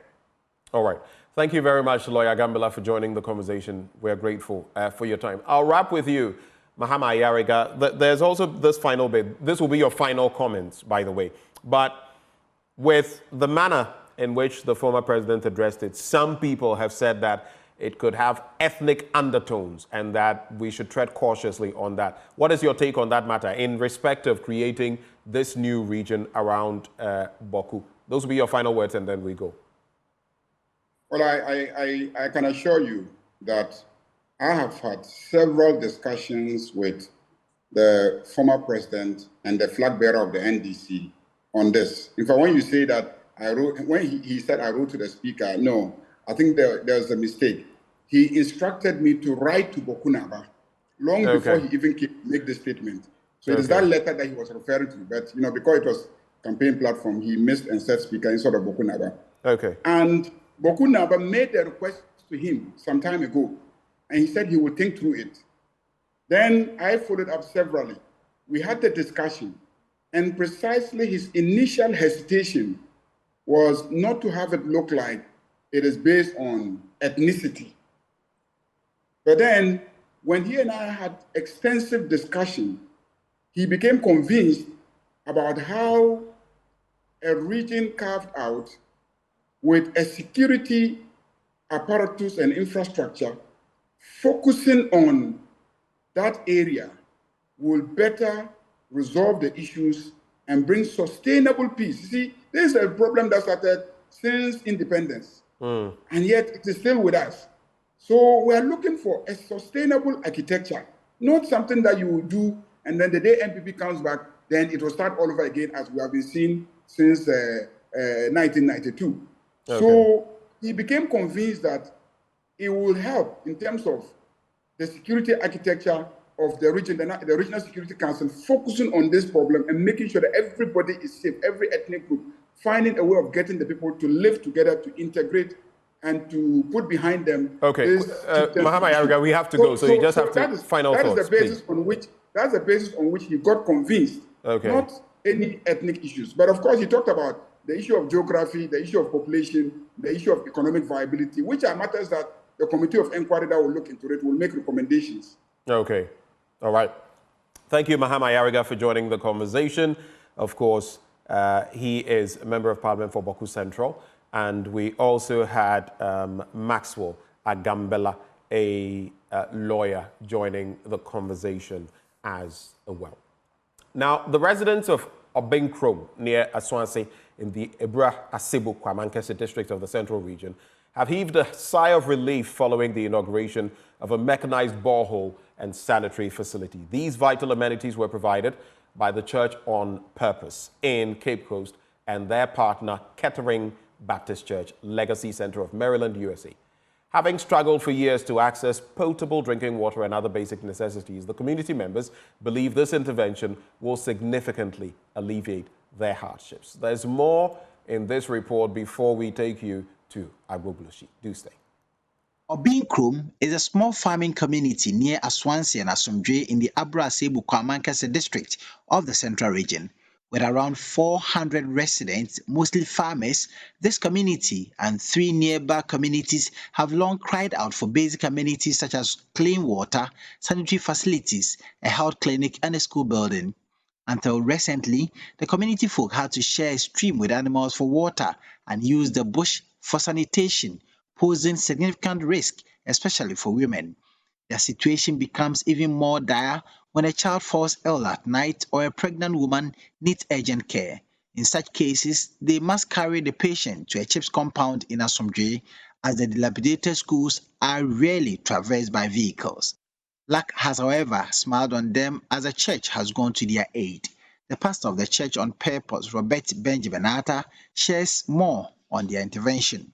When we came here, we saw that the people here, they need school, they need water project, so we couldn't have sat down to look at them. We have to help them. So this is why, this is what motivates us to do this project for them. If you are there and then you see such a project or this place or some of the places that you know that people need water or sanitation, you have to make sure to do something also to support such people. The mission director, Kettering Baptist Church in Maryland, USA, Heather Chapman, expressed her excitement that God could use them to affect the lives of others positively. 6 years ago with the group from Kettering Baptist Church in Maryland, and the Agbogbloshie village welcomed us as we came, and we were able to see the water that they were using to drink and to wash in and to wash clothes, and it was all the same water, and people were getting sick. And so the Lord really laid on our heart for us to help to make sure that they had access to clean water. And so we worked alongside the chiefs and the villagers to build this, what you see right here, clean water, so that folks can be healthier. It's important to be strong, to be able to serve the Lord. And so we wanted that to happen. And then from there moved on to a sanitation station so that the water that the clean water can stay clean and separated. And so built the restrooms. And our next project, along with the villagers, will be a school, because we believe it's really important to really build up young leaders so they get their education and are able to give back to their community and village. The chief of the town, Nana Nkrumah, also thanked the Church on Purpose and its partners for the facilities and made a passionate appeal for a health facility and the completion of the self-help classroom block. Old Agbogbloshie Onion Market and Scrapyard, once a bustling hub of activity, now lies in ruins. This site was demolished on July 1st, 2021 as part of the Let's Make Accra Work initiative led by the former Greater Accra Regional Minister, Henry Korte.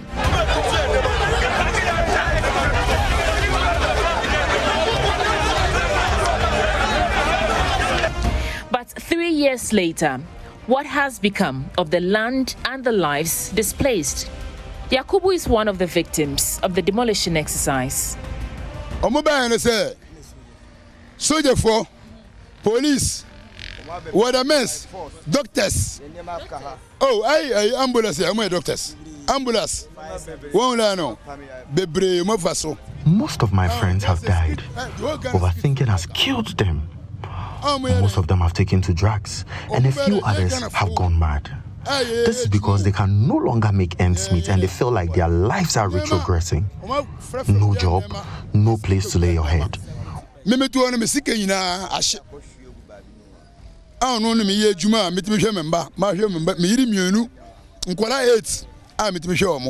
All our belongings were destroyed. As I live and speak to you here, I have nothing anymore. No money. Meanwhile, this work that the government does not regard used to afford me the means to feed my 2 wives and children. Now I have 0. Because of this, many of the boys have died. We have been here for a while. Most governments just leave us to ply our trade in peace. But this government decided to move us.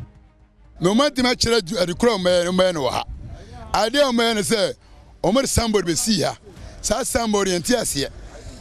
Kumayawana ye Juman so Bambia no Jama ye Jumani be course all right. Says Omabano says Omaguiano, Omascate inano, says a foreigner fono, Omabe Jumani free and sem. Yakubu's story is one of many. These scrap dealers maintain that they were not supposed to be parts of the demolition. The shock from the displacement has driven many of Yakubu's friends to madness. Mimi dan fofo. O se won fa so ewu. O bebra wu. Adwendwene. Wu bebra bodam. Sese na kan boys na kan sese no. Ono tramo o ere otimi gina ba fa ko no oda because oni baby aboko. Yes ejuma na moye na omegu ni nti. Yes, omegu. Baby na. They did not even inform us. They only put up a signboard here that we could not read. And now that they have destroyed our lives, we don't even know what they are doing with the land.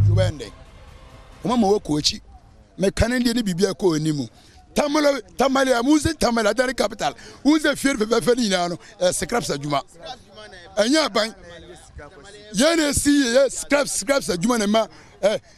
When you go to Tamale, all the beautiful houses you see are the product of scrap dealers. And a toilet, and a wall. Now this place has been turned into a refuse dump, a toilet for the community and breeding grounds for snake and other reptiles.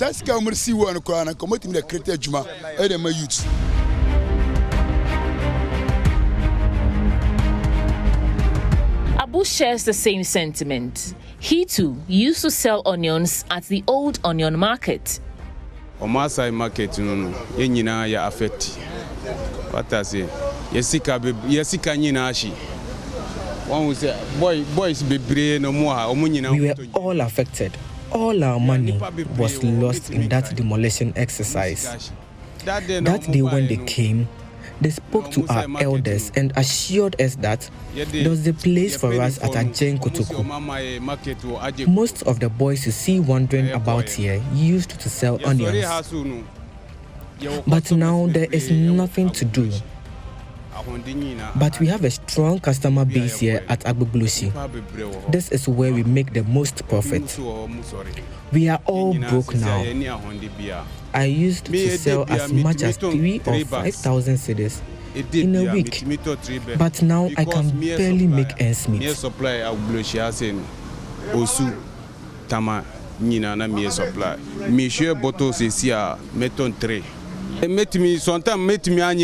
$5,000, $3,000 going. But it's here, one say, yes, sorry, we have sick and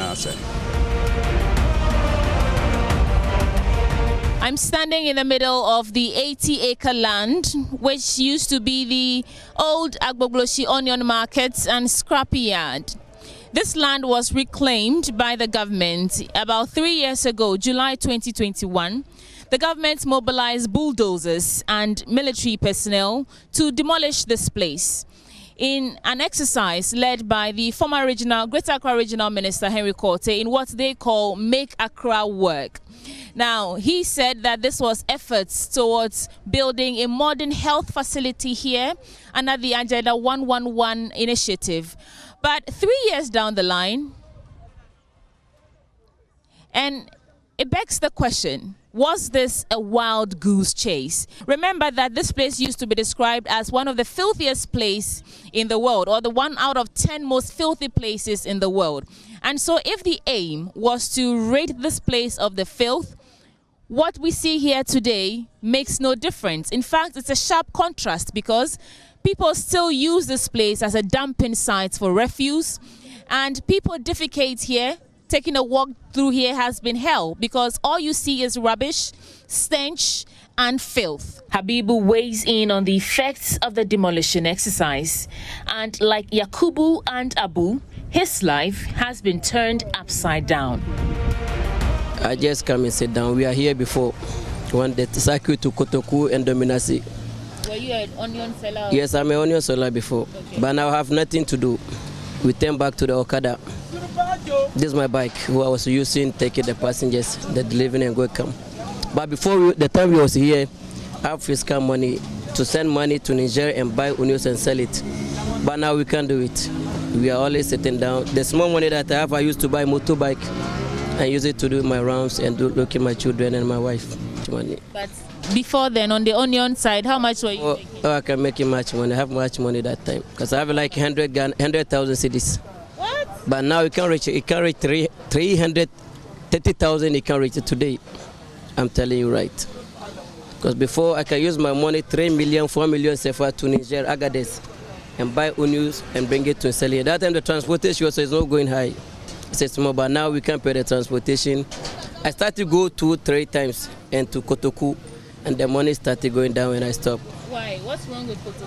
Kotoku, the customers have not come in there. We have so many Konkomba and Dogomba people at Agbogbloshie market here. They say they don't have a transportation to come there and buy onions and come back. So some of the customers they take the money, run away. We don't know why we can see them.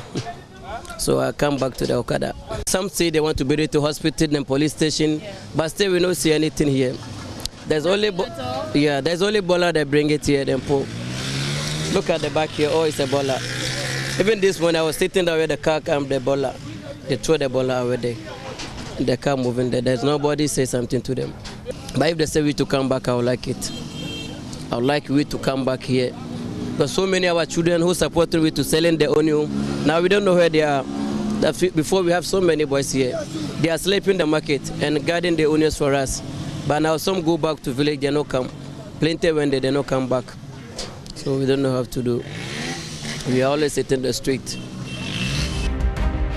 As part of the redevelopment agenda, the government relocated these traders to Agyen Kotoku. But there too, there are issues. That is why a few of these traders have returned to Agbogbloshie. Salia is one of such traders who have returned. Sisiano, I didn't know Mompamu Yahono. No Musio here assassin, Mudu Bayadi. In Tiamama place or Agyen Kotoku. Yenya sometime bi and a share or no see only a kama and I nyina a call. But I see I yesu ebegina yeba yebesti as on say obi o pe 10 cedi and 5 cedi and 20 on to me faka emba je Kotoku no mbeto ntina yesu ye ka wa ha. But see mojuma na tena wo ye wa ha ni se na first wo ye wo honom no difference wo. The issues there at Agyen Kotoku are the reason I have returned. There are people who just want to buy 10 cedis or 5 cedis worth of onions. They cannot travel all the way to Agyen Kotoku for that. Same as if you are selling onions at different places in town. People will only go to the nearest available spot. Compared to when we were here, it was the go-to place for everyone in Accra to get affordable onions. The sad part is that the land is lying waste. There is nothing happening there. They could have at least waited till they were ready to use the place. Now, we are only surviving.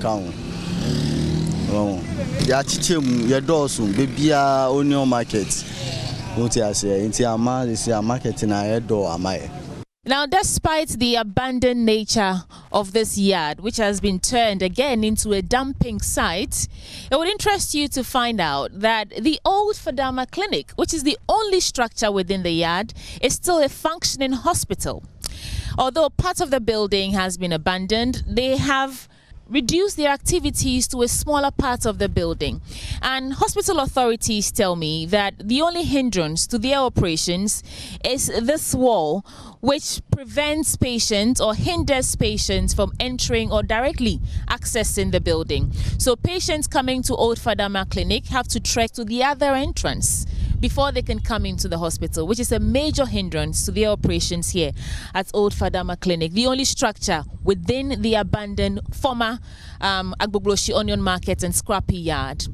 Thomas Nelson works here at Old Fadama Clinic, and he tells us the challenges that patients go through to access the facility. Our main problem is our main door has been closed. They block the wall. If patients are coming in, they can't get access to come in unless they go 1 kilometer before they can enter. The car cannot enter inside. That's our challenges we are facing here. So the main wall has to be open for patients to be coming in easily.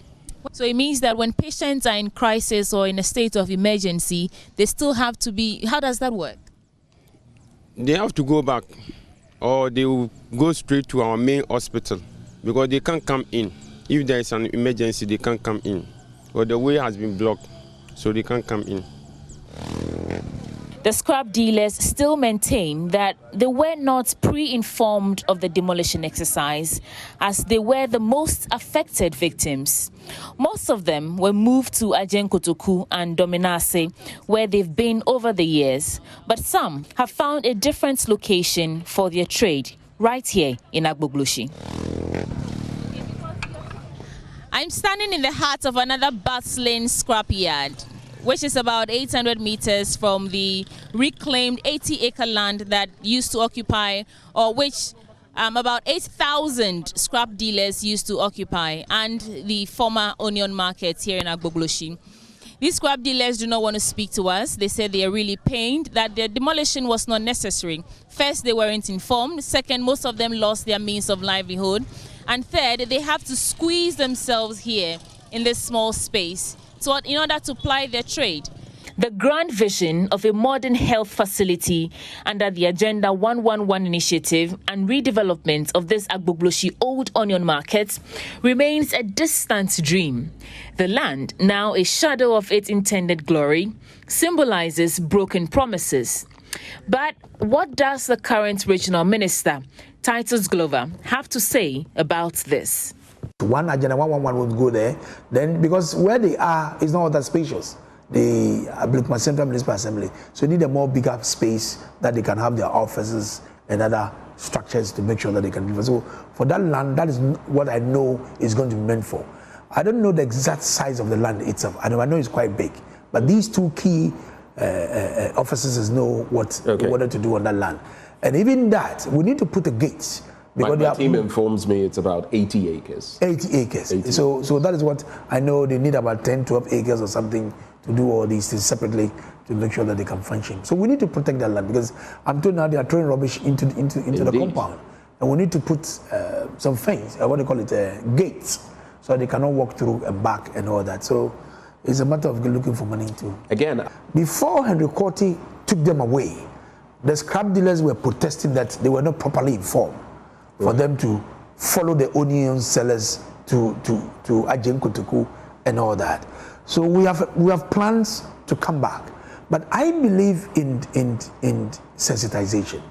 I don't want to behave in a way that will make, should I call it, my work very difficult for me. First of all, I need to engage these scrap dealers and let them know that where they are operating from is not the best. It is a typical eyesore. So when I come in, engage you and let you know that you were asked to move to Agbogbloshie, and the fact that you have come back, it means that you want to be lawless. I'll do that sensitization and let you understand that the way you are going, it is not the right way to go. So when I'm coming the next time, I'll come with force. What the scrap dealers are doing along that stretch, I'll be coming there very soon. So those of them who are watching us, they should be aware that very soon I'll step there. Give me a couple of weeks or two, and I'll go to the ground. So by the time we go for election 2020, in about 2 weeks, a month from now, this situation would have been dealt. Trust me. How are you going to deal with open defecation there? You see, this is the work of these assemblies. It is not a duty of the regional minister to be doing the work. But you collaborate with. I'm coming there. I'm coming there. I'm coming there. I'm coming there. So the point is that the chief executives must be proactive. They need to be proactive. So sometimes they might say that, hey, the regional minister is there. No, it's not so. It's not so. But I do it in conjunction with all these assemblies. We move together and make sure we go and deal with the problem. Not too different from what former Regional Minister Henry Korte said. This was indeed the promise. Apart from this building and one other, we are going ground zero. Everything is going to go. Scrap dealers may have the opportunity now to move their things. If not, we'll move them. We are not leaving anything here. It will be an exercise in futility. If we finish all this and we leave scrap dealers to be here, then what have we done? Nothing. Very soon, we'll be erecting a fence wall. Once we clear the place to look at the football park, that's what we want to do. Complete ground zero. Then we'll start erecting the fence wall. Then other plans will come in. There are plans for it, certainly, yeah. The land was cleared, the people were pushed out, and their sources of livelihood burnt in the flames that consumed all they called theirs. But Accra is still not working. So was this a wild goose chase? Sweetie Abochi's report for Joy News.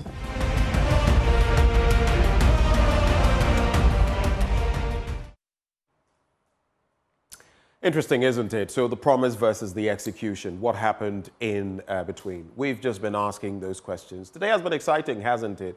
From our news review, then hosting the talk about Nkrumah, founder versus founders, the Bawku situation, and now with this. Hopefully you enjoyed yourself on this holiday installment of the AM show. It's always good coming your way. Let me also salute the people who make this possible in the back room. I've seen the likes of Lucas, Razak on camera, our very own Quaver, as we call him, on sound. The other one, I don't want to mention his name, but Kingsley, Loretta, Gomez, everybody. Our football star in the background. Thank you for making it happen. Before we go into Joy News Desk, though, your favorite podcast show, Bus Stop Diaries, now airs every Saturday at 4 p.m. on the Joy News channel. You can also watch and listen to all our episodes on the Joy News YouTube channel, myjoyonline.com, Apple Podcasts, TuneIn, Google Podcasts, and Spotify. Grab that chilled drink and join us for another exciting journey filled with trending buzz. You don't want to miss it. We have more content coming your way up next on this channel. My name is Benjamin Akakbu. Have a wonderful holiday.